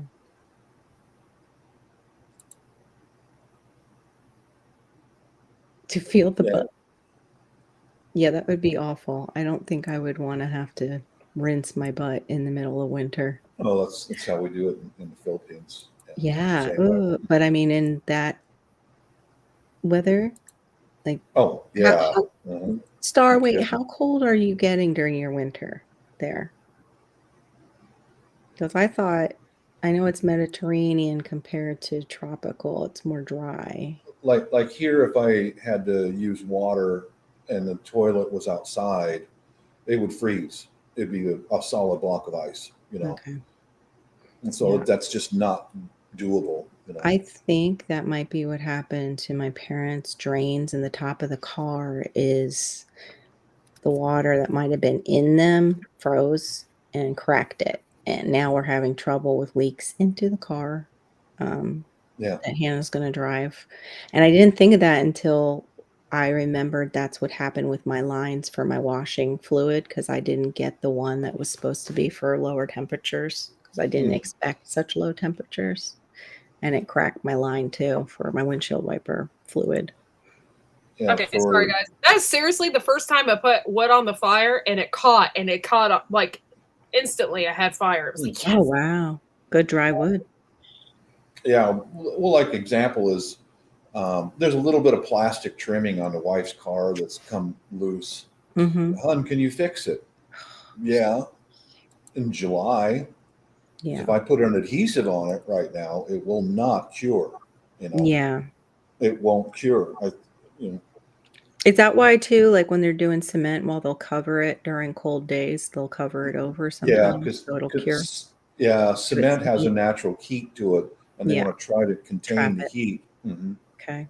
But during summer weather, they usually put water on it to kind Keep of it- keep it at constant, so Yeah. it doesn't crack and split. And keep working with it. Mhm. I want to say hi to the side chat. I felt there for a moment like I couldn't give everybody my undivided attention in the side chat. And so thank you guys for coming in. I know like we had almost 27 eyes looking. So thank you so much for being here tonight and hanging out with us and everything else. So I appreciate it. Threads and Jars, I haven't seen you in here. I know who you are, but I don't think I've seen you in my chat. So thank you so much for coming in and hanging out and stuff. So I'm in Washington State. Threads and Jars. hey, Morgan. P2E. That's Morgan. She's a doll. Morgan's really sweet. Okay. I'm glad you're here, LG. We love you. Old ways, how does the milk and the rosehip tea work together that you guys are talking about? Is that for the migraines or is that for something else that you guys are talking about? Natural cure. I've also seen where is it people are putting their feet in hot water and then they're putting a cold compress on the back of their neck. That would make me pee. It's supposed to help with migraines, but I'm thinking I'm gonna have to run to the potty. Maybe I'll do it right on the potty. Maybe. Well, I've been taking note to drink green tea. Good. So I've been drinking green tea, and it's really helped my stomach. I've noticed over the past couple of days, and I'm still taking that, whatever that is. Oh yeah, your acid. Yeah, the acid. I'm still taking that. Okay. And so, yeah, and you know what? I'm taking a probiotic as well. And I've noticed, with the antibiotic that I took this time, I hadn't had any issues. Usually when I take an antibiotic, I'm like to the bathroom instantly. Oh, good. Yeah, so I haven't had any issues this time. So I'm just continuing to take my probiotic and everything else and just praying to God that I don't get any issues. That's good. So I'll be right back. I think he's awake. I don't know if I woke him up. I hope not. Yeah, so yeah, thanks for joining in on our conversation. Our conversations can get really in depth too, like very deep and in depth, and we could take it apart, examine each piece of it. Yeah, that's just who we are. So yeah. Old Ways, I love you. I absolutely adore you. I am so glad that you are a part of the Poop Troop. I adore you. Oh, thank you, Ark Wildman. You're so sweet.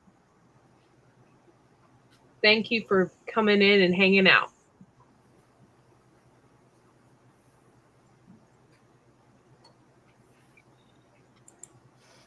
So, okay, so I didn't get a chance to even ask anybody. So what did you do today, Bob? I've been making a bunch more of those fertilizer pellets. There are probably 100 or 2 of them on cardboard right now, drying out, ready, trying to get them ready for storage. It's blue from the loo. And laundry, wipe down the entire house, all the surfaces. I wipe everything down almost every day. I want this place clean. You know, I can't. Yeah, I'm trying to stay on top of it. What else? Just basically in here most of the day doing. Here's all my fertilizer pellets. I'm just getting ready for spring. Oh yeah, I forgot to go back to your video to look at your balls. Yeah, you can look at my balls, Karen. We needed to examine your balls, Bob. Your compost balls. I was like, oh, I gotta go back to Bob's video. He's showing his balls. You're welcome to see him anytime you like. ALG. Bob's balls. That should be the name of his for you. Deck the halls with Bob's big balls. Fa la la la la la la la. We're gonna get copyrighted.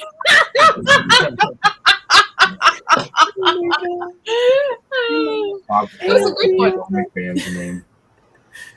Maybe I should do the piano music and actually put that in there. That'd be funny. You should have an OnlyFans. Oh, I have to scroll back to scroll. Jay said, "You need an OnlyFans for Bob's balls." That's funny. He should totally do that.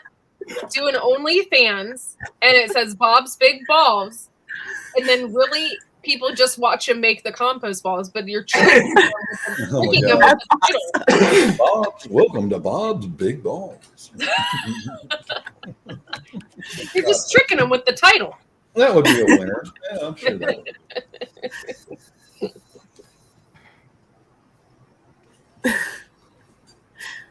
would. No, other than that, yeah, just basically my normal stuff, dishes. One of your beers. Yeah, that kind of stuff. Nothing real exciting, but necessary. Necessary things. At least I feel, getting stuff ready for spring is part of my personality. You have a fridge in the office? It's such a man cave. That's my beer fridge. It's such a man cave. That's where the beer lives. It's so I don't have to go very far if I need another beer. I don't want to walk all the way out to the kitchen. It's too far. Yeah. I just had an AMF out with my friends. That was quite nice. That's good. Yeah. What's in? You need that. It's an adios mother. Oh, okay. What is that, like what you call a girls' night out, or is it a drink? It's a drink. It's got like 7 different types of liquor. It's like a Long Island iced tea, but Plus a with few blue liquors. curacao or Curaçao or however you pronounce it. Blue curacao. I like Yeah. that stuff. They had a Bermuda Triangle drink down here that had that stuff in it. Oh my gosh, so good. It was like a tropical drink, but blue. So good.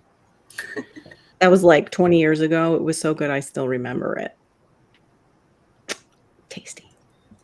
But we also, that place had like a conch chowder that was like chilled. That was delicious too, the restaurant. And then Hurricane Andrew came through and blew the whole place away. I'd say the And coolest blew thing the that wing happened. place that we went to too.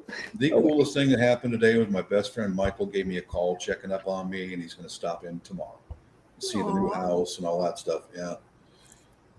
Oh, Who was that? Was going to? my best friend Michael. Oh, nice. Michael's Yeah. gonna come by. Oh, nice. Oh yeah. I've told you guys many times about what it's like working at Boeing, and he sent me some photographs of what happened right across the street with 2 Boeing employees. Yeah. Murder suicide because of what happened on the job. Wow. Yeah. There was, I guess there was 2 guys fighting over a woman, a young chica babe there. Yeah. And it spilled out outside the gate, and one of them saw the other on the outside of the gate. And boom, boom. Yeah, he sent me some photos. It's on my, I think a lot of them enhance it, LG, with vitamin D. I think it's the main thing is she's looking for the vitamin D, that it's broken down enough for you to absorb it with the C.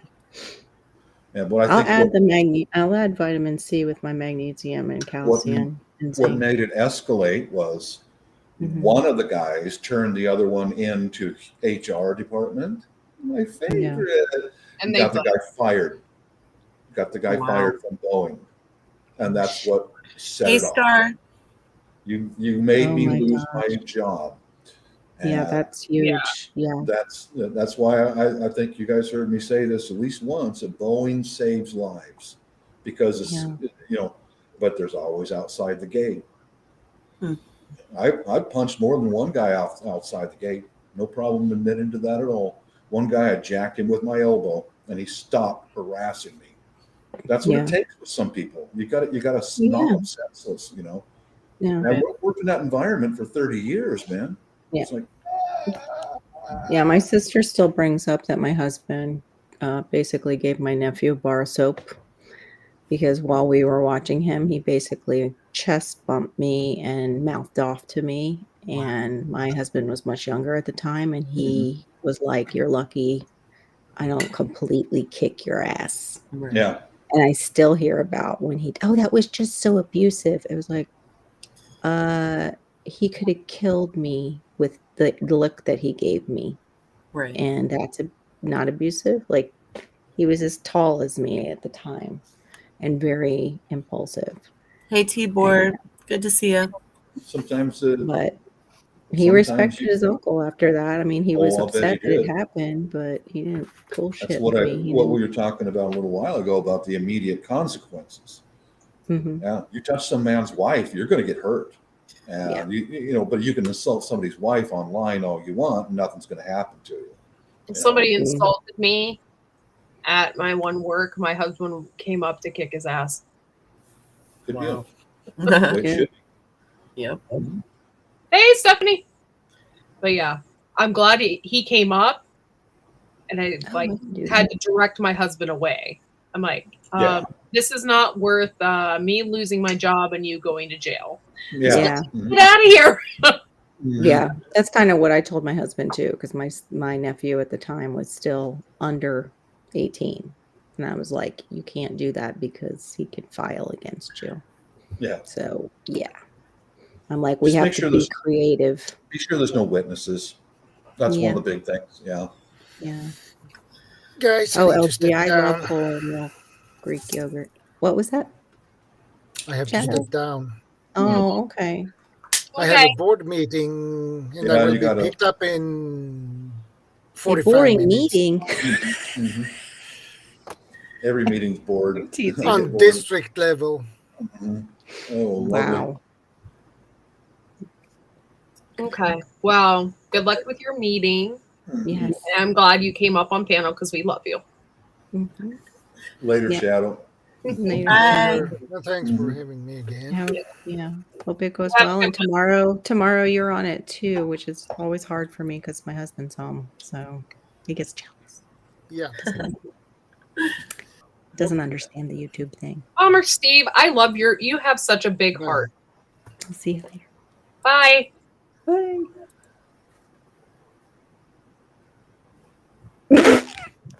Now I did sorry, I ask just saw ask one Mrs. pouch, but for it a was favor mail. next time we go over there. Is we're going to be out of the country soon. And, Sweet.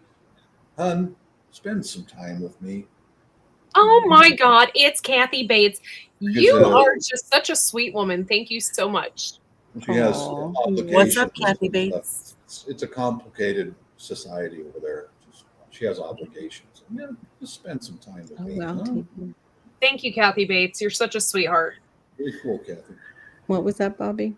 Bobby boy, what was that? Oh, I requested from my missus, next time we go overseas, spend some time with me. Oh yeah. Yeah.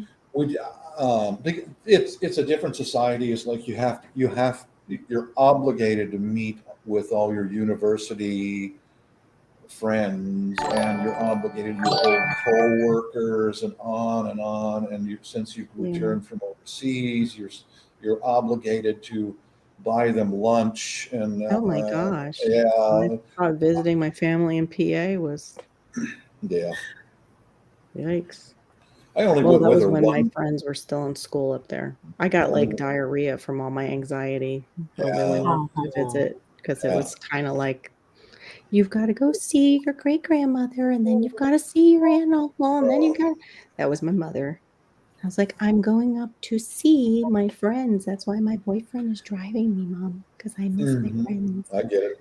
I'll see the family, but don't do that to me. Yeah. It was like kind of ruined the trip. I'm like, I don't know why, but I've got diarrhea. I'm going to see if we can arrange two events when we're there this time. Definitely one that will happen. A wife thought it was a very good idea. We take the whole family bowling and make the young ladies put their damn cell phones down and participate in something physical, Yeah. Because otherwise they go hang out in their rooms. They just lay there for hours and hours. I have that with my daughter. She Turn does it that into in a- the car. She'll put in her little earbuds. But then, like she was saying, like on the way home, she's like, Mom, I haven't seen my phone like all day long. So I'm checking in with stuff. And I'm like, okay, I get that. But on the way there, could you give me some time? I'm like, especially after what we just went through. Carol, you're like you're the typical mom. Yeah. Can you spend some time with me? Please. And the other event is, well, we can all get together and do some target shooting. Yes. She would love that. My daughter would be like so on that. Bob, that's a great idea. My English brother-in-law, he shot a couple of shotguns when he was growing up, because you can own shotguns in England, and nothing else. So it's like, okay, let's see if we can get over to the pistol range. We can put a 45 in his hand. He can go back to England. I shot a 45 and I shot, AR or M16 and whatever else. Yeah. I think that's what our friend Aid is here for, to like shoot every gun that's been ever made, because that's where he's from too. Yeah, you can come up, Bomber Steve. We love you. Yeah. And I didn't mean to laugh about the animal being hurt. I laughed because the way you said, I went to check its pouch and it was a boy. I was like, oops. How'd you know that? There's the link. You have to show your face, Bomber Steve. And you have to be fully clothed. Did I yawn? Was it me? Who yawned? I might have yawned. I didn't hear. It might have been me. Sorry. What's going on over on the peninsula tonight, Blue? My friend messaged me earlier and was like, "Hey, can we come over?" And I'm like, "No." And she's like, "Well, if I come pick you up, do you want to go hang out somewhere?" And I'm like, "Okay." That sounds better. Take me in my life. I didn't want to drive because I have like the worst night vision, and I get like blinded by vehicles driving towards me. Even if they don't have their brights on, it still feels like their brights are on, and I get frustrated. Some of that too. Yeah. So she came and picked me up, and we just went to like a local restaurant. I like got a quesadilla, brought half of it home for him, and had one drink, and it was nice. It was nice to get out and go have a meal somewhere. I haven't done that in years. Yeah. Yeah, it is good, especially when you're a mom. Like, just to get out and be you for a moment and not just the mom. Right. Yeah, that's the thing I can say about Michael. He's done that for me several times since I retired. Nice. Come on, Bobby, get in the car. Let's go. Okay. Yeah. Let's go eat. Let's go have Just some to lunch. be you, like just to be you again. Like, right. Yeah. You have those certain friends that bring out like your 16-year-old, and you need that once in a while to have those belly laughs and or even just adult conversations instead of going like, "What the hell did you just say?" Yeah. What do you want me to do? No, don't throw that. We had so much fun. I'll tell you, one of the first times that I noticed Michael was when me and a senior employee, and we were both senior employees. Michael didn't hire on until later, but anyway, he and I worked in the passenger cabin upstairs, and there's a lower level of the aircraft. And Michael worked down lower on the air conditioning packs and all that stuff in the belly of the airplane. And Michael's an observant, extremely intelligent man, and he would see Jess and I walking around. We could finish any work package quick, get it done, and then we'd have some goof off time. So Jess and I were going to go out and have a smoke during the shift, and we're getting our cups of coffee, walking through, observing the nether people, the lower people. The lower class. First of all, don't step across the yellow line. You contaminate the examination area. And Michael saw us doing this several days in a row. Michael's a black man. And I said, be aware, Percival. One of them is coming closer to us. Don't touch him now. You could transfer a virus. Piece of shit. Michael comes over to us. Michael comes over to us in one of those African languages. Do observe, Percival. One of them is trying to communicate with us. Michael and I have been friends ever since. One of them is trying to communicate. I was Nigel and Jess was Percival, by the way. God. Love it. Oh, he sent me a picture. LP, you have a good weekend too. Picture later, LP. That's funny, Bob. I love. Have a good night, LP. Thank you for coming in. That's why we all get along, because we have our really bad, what is it, accent night? Oh, yeah. Horrible accent night. Horrible accent I night. have to do that more when I'm drinking, though, because then it sounds better. It's got to go coexist with drinking night, yeah. Our BYOB, bring your own Bob. BYOB and terrible. Here's his beautiful new love interest right there. Pretty lady. She's pretty. Whoa, hello. Yeah. Chesty. Yeah, she is. Yeah, it's a pretty girl. Pretty late. Not a Mhm. girl, it's a woman. You know? Yeah, pretty woman. That's your son's new love interest? Is that what you said? Michael's my best friend's Oh, woman. yeah, she's hot. Mm-hmm. Good for him. He's into the church. Try not His to look at her boobies if he introduces her to you, okay? Well, if I do, I'll go, Michael, I just looked at your woman boobs. Gotta be like, hey, check out my plants, and then you can like maybe catch a glance, Bob. Okay. Yeah. I'm not Make sure if it's going to bring her eyes with or are not. converted if you're- Yeah. You're waiting for an unending story time to come back. Okay, maybe Sunday night. No. Yeah, Unending that's story time? Oh, wow. It was the never-ending story. Never-ending story. Oh, yeah. The David Hasselhoff skiing on 2 dolphins. I was like, I had that. Oh, God. Oh, Yes. yeah. Oh, wait. Oh, who's there? There he is. There he is. What's up, Steve? What's up? You got any snakes on the plane today? I mean, in the car? Oh, your sound is, can't hear you. It very well could be Melon, too. Yeah, Melon's doing the thing Mm. like we've talked about with his name. It's going up and down. Yeah. To me. Bounce.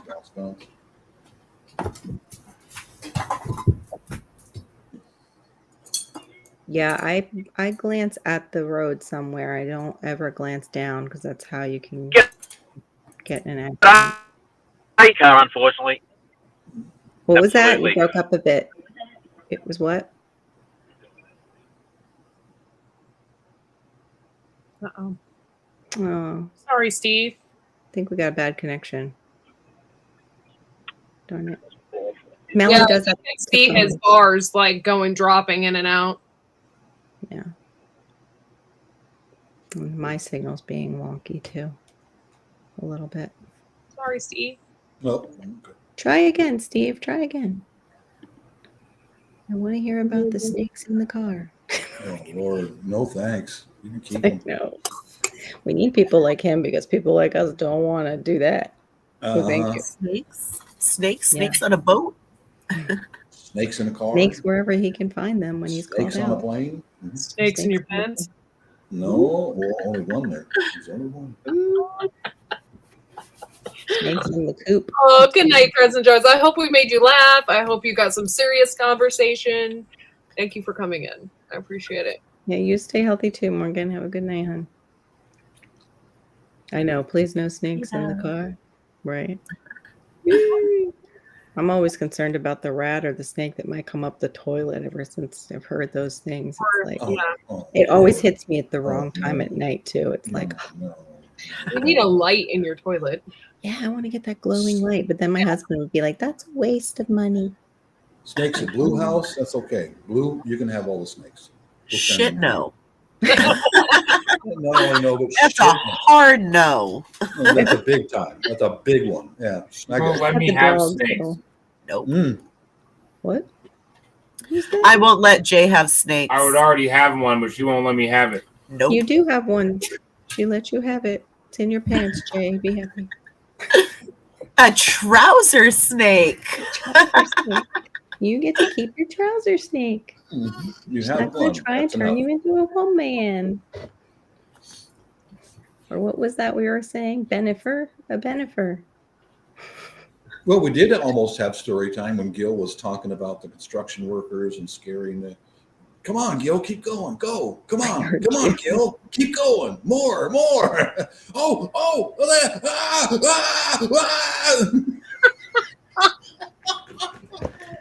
There's this guy I've been following on TikTok, and he always tells these stories about Methany and Crackhead Kathy. They're the two ladies that sell random stuff behind like Walgreens in his town. Oh, And God. that's not really their names. Crackney. I like that. Crackney. And Methany. We had a Methany Methy Kathy. and Crackhead Kathy. Yeah, we had a Methy Bethy at Boeing for a while. Methy Bethy. Real pleasant to work with.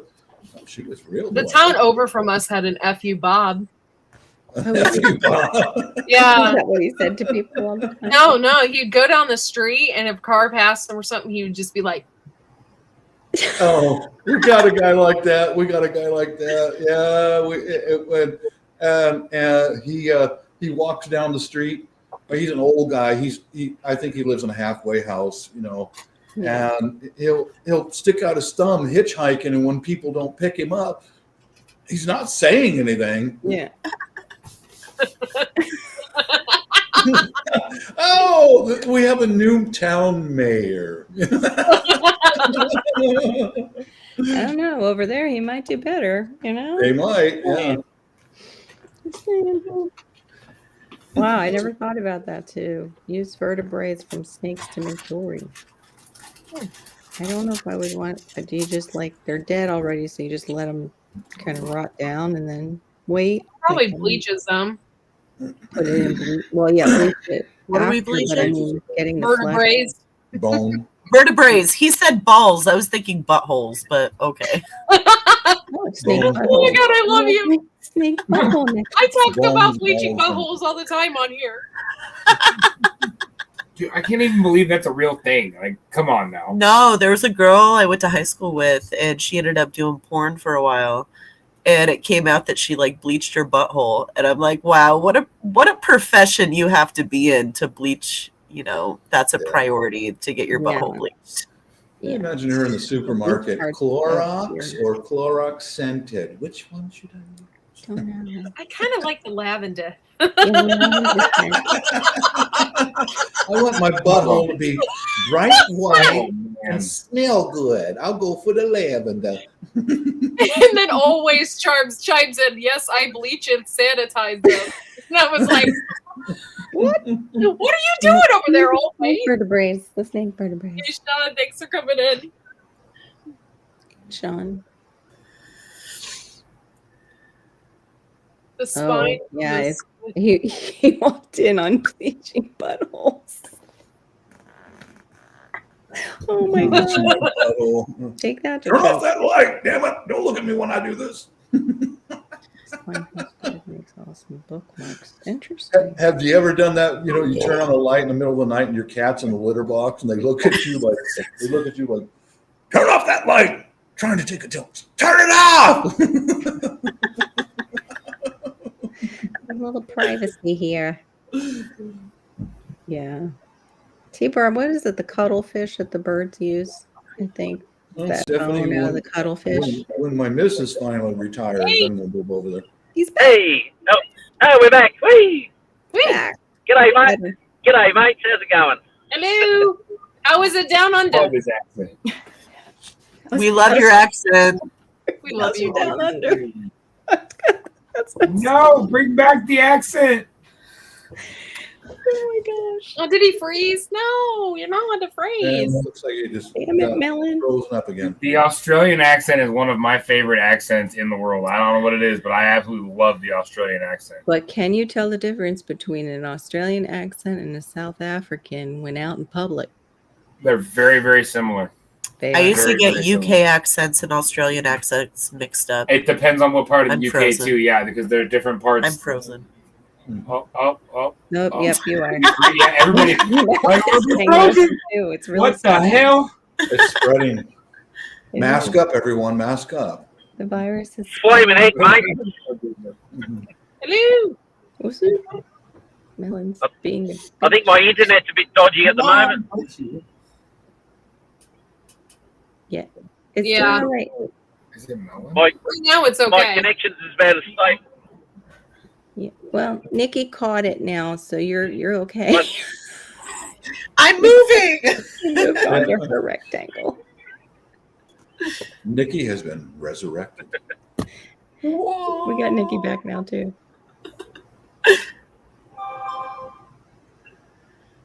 Yeah. I don't know. I like Irish accents too, Sean. What? Aussies don't have an accent. You guys do. That's right. We have the accents. Correct. That's very good. Ours are quite boring. Yeah, the good, strong Scottish accents are very nice too. Yes, old ways. It's true. Like a Sean Connery. Actually, my boss at work is a expat Scottishman, and yeah, sometimes when he speaks, I have to really listen hard to understand what he says. Yeah, it's a lovely accent. Yeah. But the Aussie accent's a real mix of English and Welsh and Scottish and Irish. It's all mixed together. Yeah. Hello, Julie Evans. Sorry? Oh, we We're have just saying- Julie Evans that just came in. Saying hello. I think maybe Filipino. Maybe. Hello, Julie. Hi, Julie. I can't. There we go. Yeah, So no, to answer your question, no snake today. It did a runner and hit on me, so I couldn't find it. So, Oh shoot! I think last time I Yeah. spoke to you, you had a runner that happened too. yeah, look, it's their usual defensive mechanism is one, sit still and hide. If that doesn't work, run like blazes. Yeah. Mm-hmm. Yep. And then if that doesn't work, then they turn around and arc up and have a crack at you. So Yeah. yeah. Although we have the racers, and they seem to like to have cracks at people more than other snakes. They think they're. Yeah, Go ahead. depends on the species here. We've got red belly black snakes, and they're really chill. They're sort of like grass smokers. You know, they're sort of like potheads. They, you know, everything's pretty chill. You know, you've really got to stuff up getting bitten by them. But the main one I chase is Eastern Browns, and they're like meth heads. They're really flighty and skitty, and they just ready to, you know, They're like meth heads. Orange, though, aren't they? Aren't those the ones that are real big? They get real big. Yeah. Brown. They get up to about 6-7 feet. Yeah, very very rare to get that size around here, but yeah, they can get pretty big. And they've got the second most toxic venom on the planet, so it's you know, it's nothing to trifle with either. Yeah, the big channel down there, the gardener, something me. Self-sufficient meat, Mark. Thank you. Yes, he had a big brown in his chicken coop. Yeah. And caught it Yeah, that's on right. That's them. film. Yeah. So you find them basically in the eastern half of Australia. So you know, it's basically like a snake you can find, basically half the size of the USA. They're very widely distributed. Okay. And yeah, they're pretty flighty and cranky and scared and shitty. So yeah. Yikes. Venomous. Yay. But the other one we get here are tiger snakes, and they're kind of like boxers that have had too much steroids. They just arc up looking for a brawl. So, Which one is that one? they're the, No joke. it's a tiger snake. Oh, Yeah. I'm not familiar with them. I'll have to They look are it up. aptly named. Yeah. Our poor friend Star has actually Yeah, they're tigers. They are predators for sure. Like they're not docile at all. They are looking for a fight. Yeah. Well, I've heard that water moccasins will do that too. That if They will. they're in running water, that they'll come at people. They will. I had one do that to me when I was in Florida. Yeah. No Came out of the thanks. stream, smelling our fish on the stringers, and he saw me and he came right up the bank after me. Oh frick! No. Yeah. Yikes. Like, here, you can have Just, this fish. Just stay the hell away from me. Exactly. Yeah. Mhm. Here's my fish. Spare me. One of my cousins ran over with a fishing pole and slapped at it, and it went back in the water and it was gone. Whoa. Yeah. Julie Evans, where are you from? Yeah, I thought at first you were Filipino. When you called us bosses.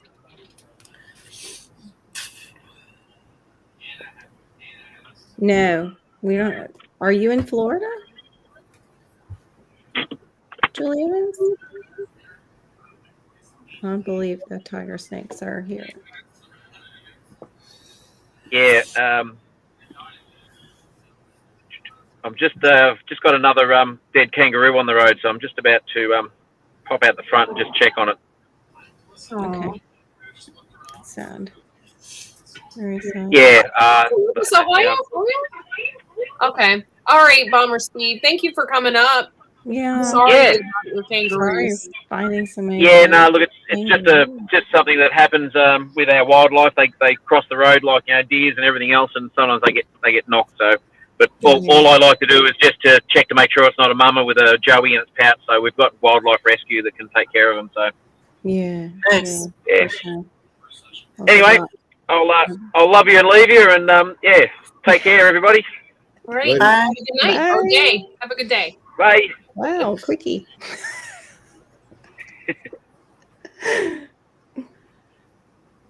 You guys, if you're not familiar with Bomber Steve, he has his own like channel, but it's Sweeney's Creek is their main channel.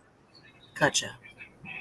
I don't know. I think gator, Sean. I wouldn't go crocodile. Crocodiles can jump out of the water and eat you. Crocodiles are far more aggressive. Yeah, they're very much more. Yeah, they're way more aggressive than the gators. Mhm. Oh, copperheads will too. Yikes! They'll come out. He said copperheads will come after you for a short distance. They can get territorial. Is what Tibor said. Huh. I'm grateful they're not, or at least in this area where I'm at, I'm in a nice pocket because I haven't dealt with that, and I haven't dealt with the moccasins. Moccasins, though, are just out west of me, not far, in a really nice development too. Like the houses are huge, but that lake is infested with them. Yeah. Wow. Can you imagine like moving saw into so a many multi-million-dollar little- house and venomous snakes are greeting you every morning in your driveway? No, thank My you. grandmother lived in Kissimmee, and there's a lake right by there, and that lake was full of them. Yeah. Yikes. No. I would want like a vacuum that you could just suck up and mulch them. Turn them into fertilizer. Yeah. Yeah. You bet. Thanks for popping back in, Cameron. Glad your cell phone's cool. mulch them, and just, that's exactly it. Put them right back in. Yep. Julie Evans? Yes, I am. I'm like in between. I'm in between Columbus and Cleveland. Julie Evans, do you make your own content? I saw you have like, playlists, but do you have another channel where you make content? How do you know about the Cleveland Browns, Star? How do you know about that? Doesn't everybody know about taking the Browns to the Super Bowl? I'm going to your channel, Julie. I'm going to subscribe to you. Yeah, we do too, Tibor. We have those three, and then we have the diamond. Hey, Joe. And now we have the pythons. Dynasty Gardner! Oh, that's so sweet. We love you. Sweet man. Hey, Joe. Sent me my sand and just adore him. I adore him. Thanks for coming in, Julie Evans. I like having people from my area come in. Cool. Thank you, Garden State Gardener. We love you. We miss love you. you, Joe. I know you're doing your job thing, but we miss you. Picking up the drunk peoples. Somebody's got to do it. Somebody's got to do it.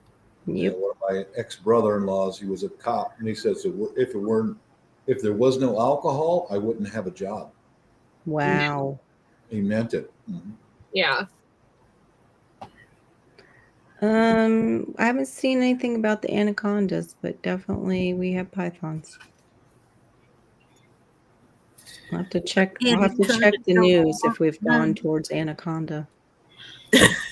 Shit. I think.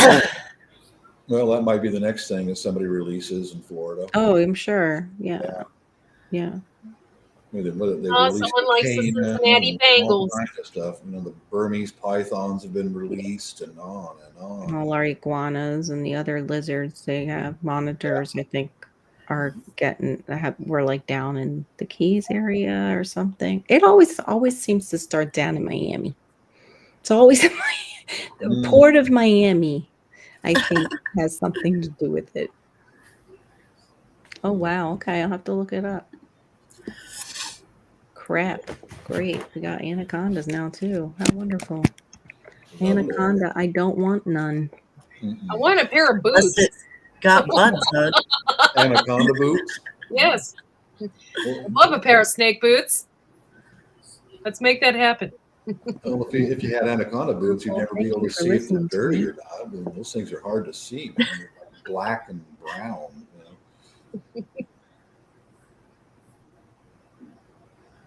Oh shit, we have the green anaconda here. I'll be Ooh, darned. nice pair of green boots. You're allowed to kill them though, because they're not from here. Oh gosh, we get to kill things that aren't from here. This could really do something for Florida's snowbird season. Be like the Wild West. You ain't from here. I'm allowed to shoot you. Humanely. Julie, you fit in. You fit in with our group. You're funny. We like it. Hello, Kathy the nun. Oh my God. Damn, it's. I don't think Star's ever going to get over that. No. It's not a nun.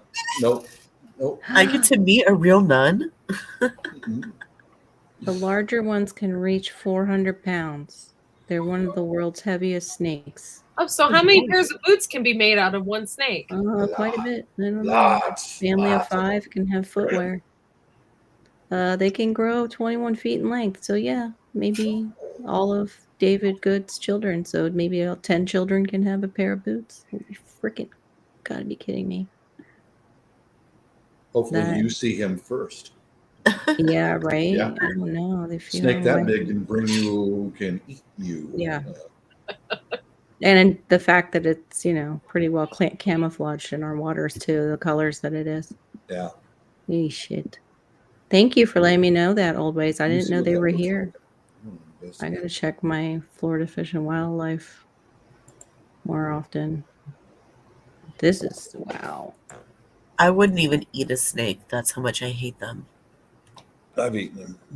I hate them so much I would eat them if somebody just told me it was chicken. So loud. Well, I try not to burp. But you do. Oh, that was a lovely belch there. Living with you guys for a couple of days, I think I've experienced it all. Hey, we had fun. We did. Speaking of which, whatever happened to me and Bob's girlfriend? I have her on my wall. Oh shit, she's a wall hanging now. Yeah, We had some fun. We had some fun. we did. It was great. Oh my god, some of those pictures came out freaking amazing. Wow. Yes, I am. Why is it doing that? I don't want to see pictures of snakes. What I is it hate doing? snakes. How do I fix that? Fishes, a green and This would be a really cool pair of boots. Yeah, it won't let me show it. Can you guys got see mud it? on them, you wouldn't be able Yeah, to I can notice. see it. Oh, okay, it was showing me something else on my side. Yeah, It there's says some you are videos of currently those. sharing the screen, but it won't let me see the screen I'm sharing. There's some Melanie, videos right of those on YouTube, Carol. Ooh. Yeah, they're huge. They're huge.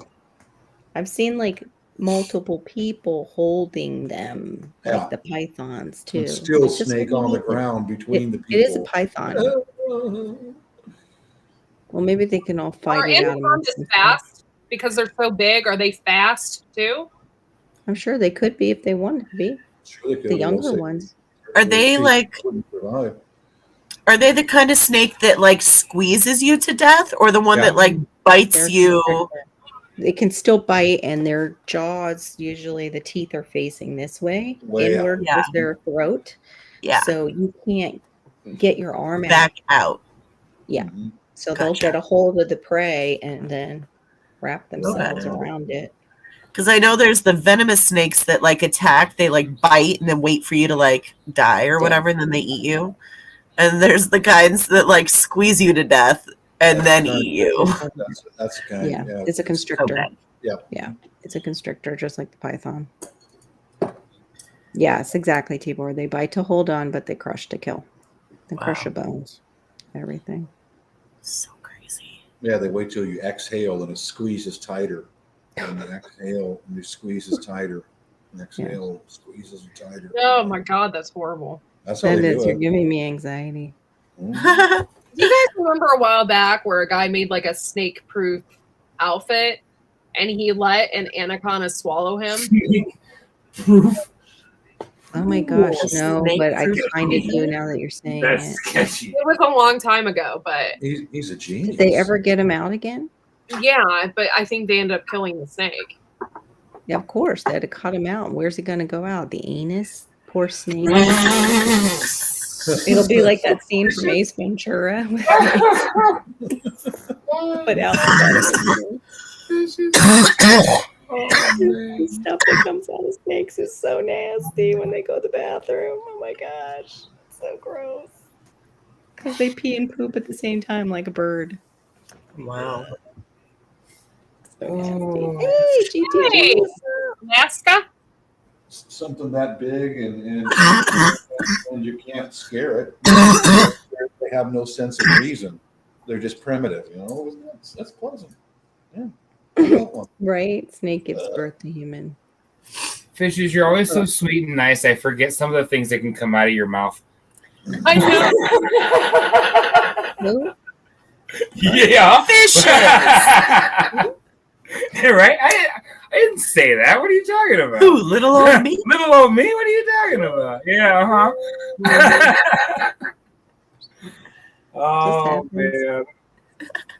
It's that thing like we were talking about earlier. You know, you get to a certain age and oops, flies out of there.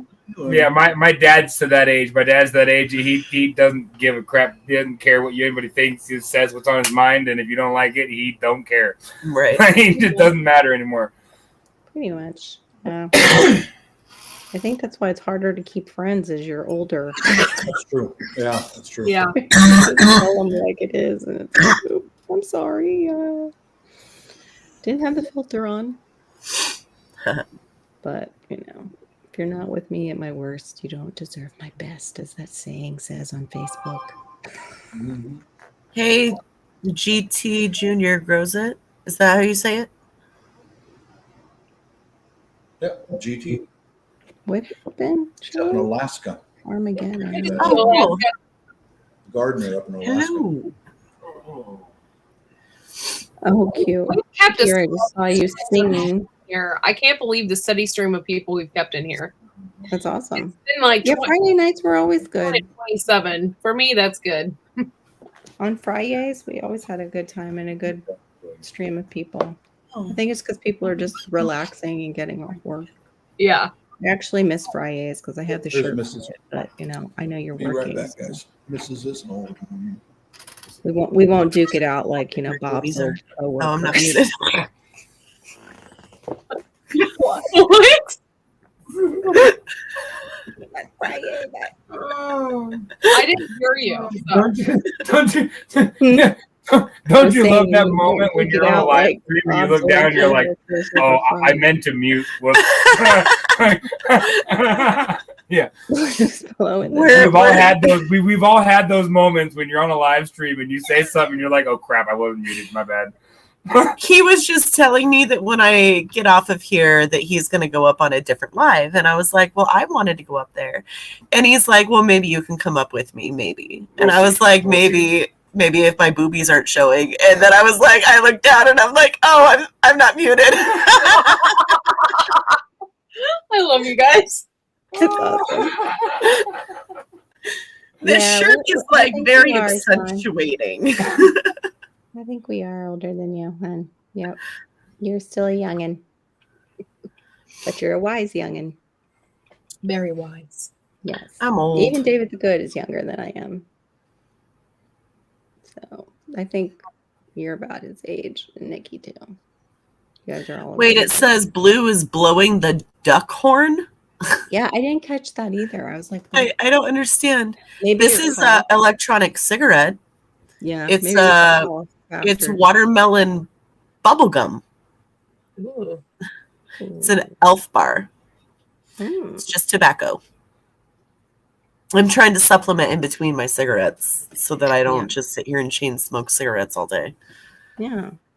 Get it. Totally. I would not breathe if I smoked one. I remember being young and my friend was already smoking and And I was like, let me try one. And I'm like smoking one of her cigarettes. She's like, you look so cool. The next morning, I'm like, You're like me. Mm-hmm. These are harsh for me. Like they make me cough really bad until I get used to it. Mm-hmm. But why does it make you cough that bad, Nikki? You're making me worry about you, girl. Like Because I have like it be healthy. Stupid lungs because I smoke too much. Cut it out. No, I won't I be like have that lady inhalers, with I have Bob. steroids. I won't be like that guy with Bob. Stop Flying flyers. Vive la France. Oh. Dude, I haven't had Jack in the Box in probably like 3 years. I've never had it, and Are you kidding me, dude? Yeah. I love Jack in the Box. Oh I've my never been on the West Coast for anything, so I haven't had Jack in the Box since I was The like only 8. thing that's better than Jack in the Box is Wendy's. Dude, Wendy's. they're big Wendy's cheeseburger. nuts. Yeah, yeah. Wendy's nuts. Wendy's is awesome. I love Wendy's. Mm-hmm. Oh, Wendy's? Yeah, I fucked up.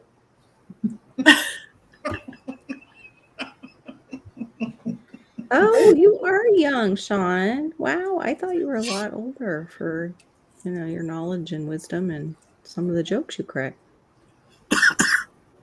Please don't crack any jokes about this hairdo. I have no mousse or anything in it, and it's just doing its natural, gross, weird, frizzy thing. I feel like my hair is coming back. As it's drying, it's like I went and got my hair done, and then I talked to the hairstylist because I bought that biotin hair stuff for my hair. Yeah. You told me not to use it every day. She said you can put too much protein on your hair. Oh yeah, mine started breaking. Yeah, I did that. So I've been using it like once a week, and I literally feel like my hair is coming back. Oh, good. Yeah, very good. I've been there for a while. Was super worried about myself. Did you look into that product that we had talked about privately? Yeah. Did you end up getting it, or did you order it? Because I'm afraid to take that with what I'm taking. She's already Gotcha. on it now. Okay. I'm already on something, so I don't want to like mix them. Okay. That makes sense. Yeah. So I'm just gonna get a really awesome probiotic to take. Okay. And I'm hoping it's like so far I feel great. Like I haven't had major issues. Like every once in a while, like I walk to the bathroom and it's like horrible, but it's not like it was. Gotcha. Yeah. Good. That's really good. Yeah. So I'm hoping it just helps. Yeah. Don't hit it like a bomb. I know, right? It's so not cool to bring those fresh French fries into the stream. This late night stream. Vive la France. Vive le Bob gets French fries, and we do Still not. nice and hot. Oh, soft. Oh, crispy. Stop it, Bob. Are you talking about sex or food? That too.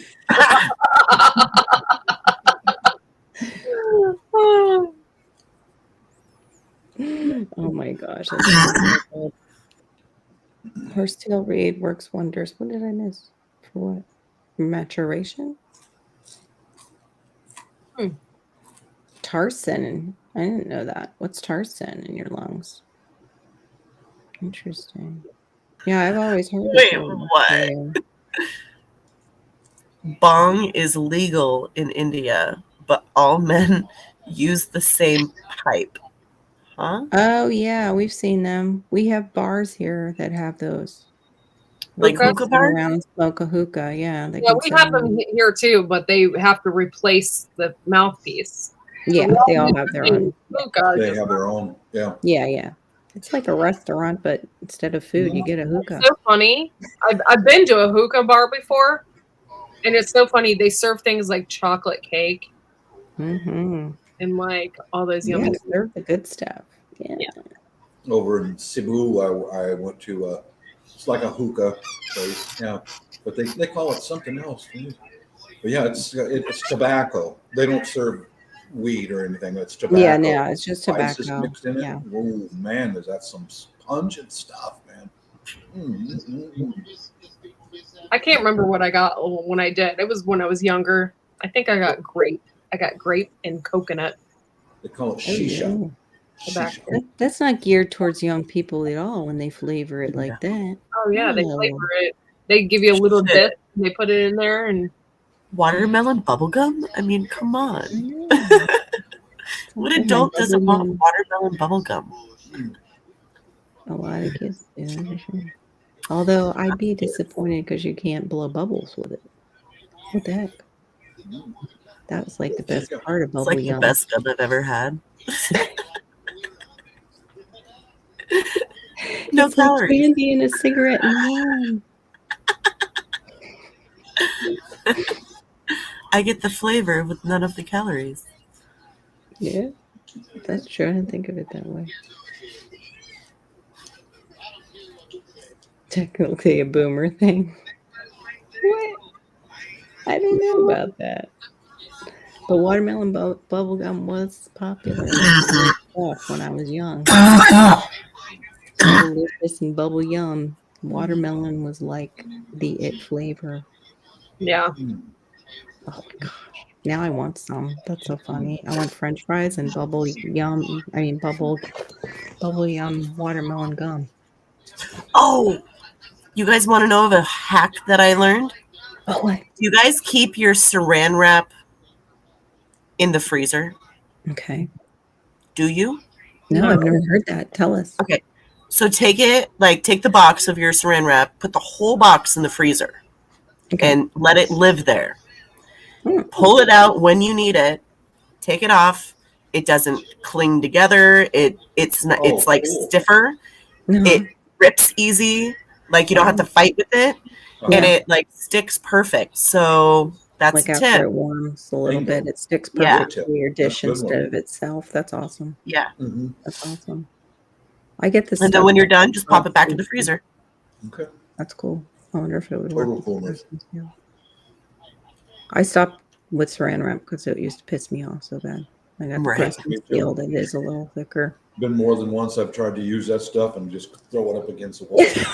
Exactly. I don't Put it in the use freezer. That's why I like using the Glad saran wrap that is like sticky. It's like That's what it's not press and seal is. Yeah. press and seal. Yeah, Yeah, that I use is like awesome. I love that stuff too. I just don't like ripping it off the box.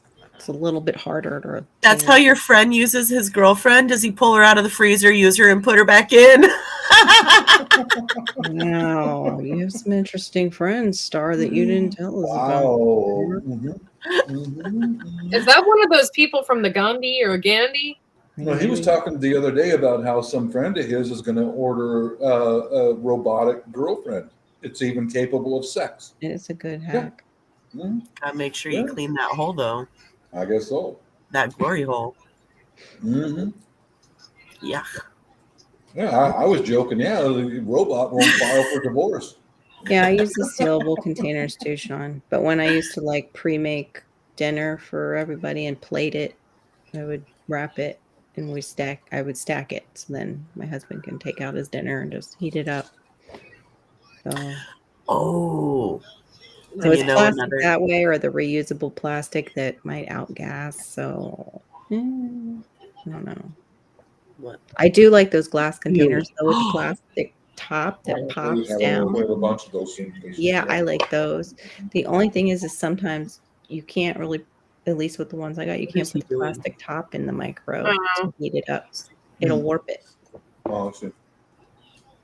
Yeah, we started getting those, and my daughter mail ordered them from some Japanese company. Oh, okay. Yeah, it's like, hey, these are slick, man. That's what I like finding in my knives that are from my mom, Japan, on some of the old knives. They're good knives. They've been around forever, like since the 70s or before they had those knives. Probably need a good sharpening, but Aid showed me that thing you can get on Amazon that just like suction cups to the table and you can do a couple passes through it. That's pretty good. What do you do for serrated blades though, Bob? How do you sharpen a serrated blade? I've never tried, but the work sharp has got settings for a serrated blade. Oh. I use the Ken Onion workshop for all my knives, and it comes They come out so sharp, I can take a paper receipt, punch right through. You have a video on the work sharp? I think so. Okay. Well, I'll try and see if I can search your Once videos for it. once a year, I go through our kitchen knives, and we've got one set that I bought at a rummage sale for like $5 or $10. They're all made in Japan with wooden handles. Nice. Yep, that's what I have. Some with the wooden. Mm-hmm. We put them in the dishwasher, so once a year I've got to sink them in boiled linseed oil, and to preserve the That's wood. what you do. Yeah. Okay. Mhm. Do you Interesting. sand it first, like Courtney was doing with her spoons? What I usually fine do is sanding? I'll use a heat gun and heat it Mhm. up until all the water comes out of it. Keep wiping it off, Yeah. and then sometimes I'll touch it up with a little like 600 grit sandpaper, Okay. and then run them across a work sharp, get them razor sharp, and then sink them in boiled linseed oil. I've got a thermos up there and a.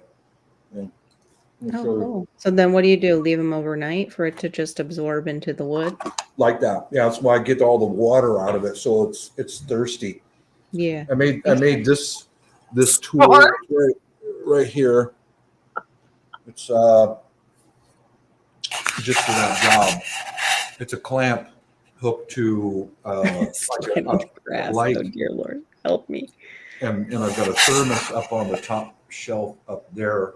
It's full of boiled linseed oil, and I clamp the blade in that. And then just walk away. Do whatever. That clamp. That's a third. I call it a third hand. Yeah, it is. Jewelers have something like that too. It's just finer, smaller. Mm-hmm. Old hickory knives. I don't know. I'm not sure, I Homestead. love those. If you can find them, buy them. They're all made in the States. Beautiful. I'll have to look up what a hickory knife looks like. It's like the MCM ones, like from that period. Some of those. My dad we used to have the electric knife that Dad would use for the turkeys. Like a hedge trimmer. Mm-hmm. Like a sawzall. Yeah, like a sawzall. Exactly. Sawzall and a hedge trimmer all in one. But it was like double bladed sawzall. Yeah, the old hickory were you could. My mom bought a whole set, one at a time, in the supermarket. And God, those things last forever. They're made in the U.S. If you find one, buy one. Okay. The Ginsu. I actually bought some Ginsu knives, but like at a store. I was like, oh, there's the Ginsu. I've got to try them. They suck. Did you cut a Coke can? Ginsu knives suck. I got wrapped into that deal too once. Really? Old hickory ain't what it used to be. Your dad used one of those clamps too, Stephanie. I think that's kind of cool. Old hickory ain't what they used to be. Yeah, these would be old knives. They came from my parents' kitchen. You bought some Forever Sharp knives once. You hated them? Why, Sean? They weren't Forever Sharp? Yeah, the old ones are built the best, right? Old ways. That's the same thing we were talking about the pans too. Like a lot of the cooking pans. The only problem is some of the older ones are aluminum. And I think that's what I've got. They're aluminum. My mom bought a lot of stainless steel stuff, but I think these are aluminum. And I could kick myself. I left her cookie sheets. No. I wish I didn't. But my nephew had used them and it looked like he had ruined them. But I was like, I probably could have brought those back. They were stainless steel. Ooh, oh, wow. Yeah, and I would have loved them for, Christmas cookies. Oh, they're horribly balanced. The Forever Sharps. Oh, I can easily slip up with any knife. Do-dee-do-dee-do. Just takes one distraction. I'll be right back. All right.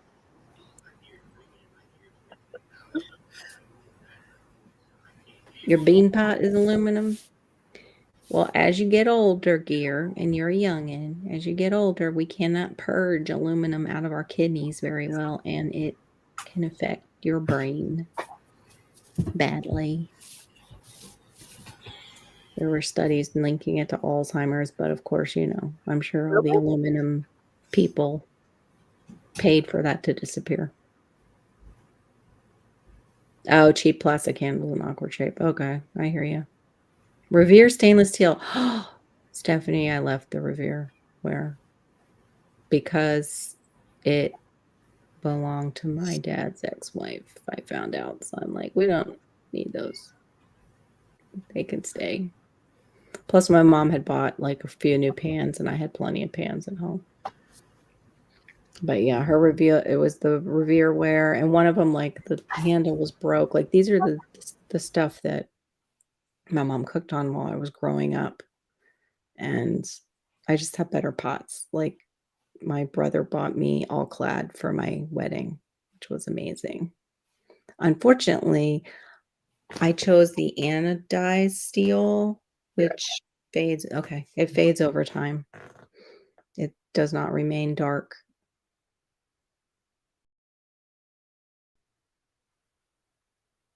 I bought a steel pan. I need to give it a gold boil. Oh, okay. Yeah, my stainless steel from All Clad sticks, Sean. I heard that, it's because it's not the right temperature when you're putting it in. BS. It sticks. You've got to have oil, a good coating of oil in that pan. Yeah, but chelation isn't easy, though, if you're going through that whole process. Better not to put the heavy metals in your system in the first place. I'll remove it, but you can have some really adverse effects to chelation. Although they're coming out with better methods all the time. Because they recommend that sometimes for autistic children to chelate them to go through that. But I'll have to look into seeing. I know she's a naturopath doctor. She's actually like a PA or something, and she has a doctor that works with her. She has some chelation. Later, it's fun. not as bad. Big old cheese, double cheese. Oh, that looks so good. I can't eat those. I can only eat those at certain places that do the gluten-free. Grubbin, grimy. Yummy. And they have to do MSG free too. One of the ladies that wife works with ordered Jollibee chicken. So wife's in there with a Jollibee chicken, a drumstick, and rice. Yep. I know he's making us all hungry, Star. It is a cheeseburger. Delicious. Isn't it yummy? Nate, Sean, have a good night. Double cheese. Oh, except for that tomato on there. I don't like tomatoes. You don't like tomato? Oh, I like tomato, onion, and lettuce on my cheeseburgers. And I even used to like bacon. I would go through Wendy's and order it that way. It's from Jack in the Box. Hey, Josh. We don't have them. But I used to get them at Wendy's. Jack in the Box is not the same as Hardee's. No. I remember seeing Jack in the Hardee's Box back used to have tacos too. Do they still have tacos or no? Didn't they a long time ago do tacos and hamburgers? Yeah, they do sell some different things. Yeah. Yeah. And all their food is really good. I really like it. You know? Yeah. I just remember them having good tacos when I was young. Mm-hmm. Must have been a Quesadillas. And, Ooh. Did you kick that dog? Why did you kick that dog? It sounded like it, right? He scared me. Jay's out there feeding the cats, and he can hear food, so he's in here tripping. He's out there shaving the cats. Is that what you said? Yes, Stephanie, I grow tomatoes. It doesn't mean I eat them. I make things out of them, but I just don't. I don't eat them raw or fresh. Or... Yeah, Stop whining. Oh, it's Carl's Jr.'s. It's what Gear said is the same as Hardee's. Okay. Did We Gear have a say drive something up about one. Nutter Butters? Nutter Butters. Gear? Who said that? Gear did. If you scroll up, you said Nutter Butters. Anyone? Those things are the shit. Yeah, those are really good. You know that Little Debbie came out with ice cream? What? Yeah. We have it here. They have Star Crunch ice cream and the oatmeal cream pie ice cream. Oh no. And they have Nutter butter ice cream. What? Yeah. You have to check. Those were the bomb. Hey, For little like Debbie. Little peanut Debbie, butter yeah. wafer Hi, dipped in chocolate things. Oh my gosh. Those are my favorite thing that she made, was those. My dad used to hide them. He thought all the kids realized where he hid them, and everybody started eating on them. Somebody's like, shut up. I know. We're awful. Like, I'm going to totally raise my foot. Good night, Joel. Hey, Wendy, little Debbie, yeah, I have them both. Oh, yes. The old way says Christmas trees. Night, Julie.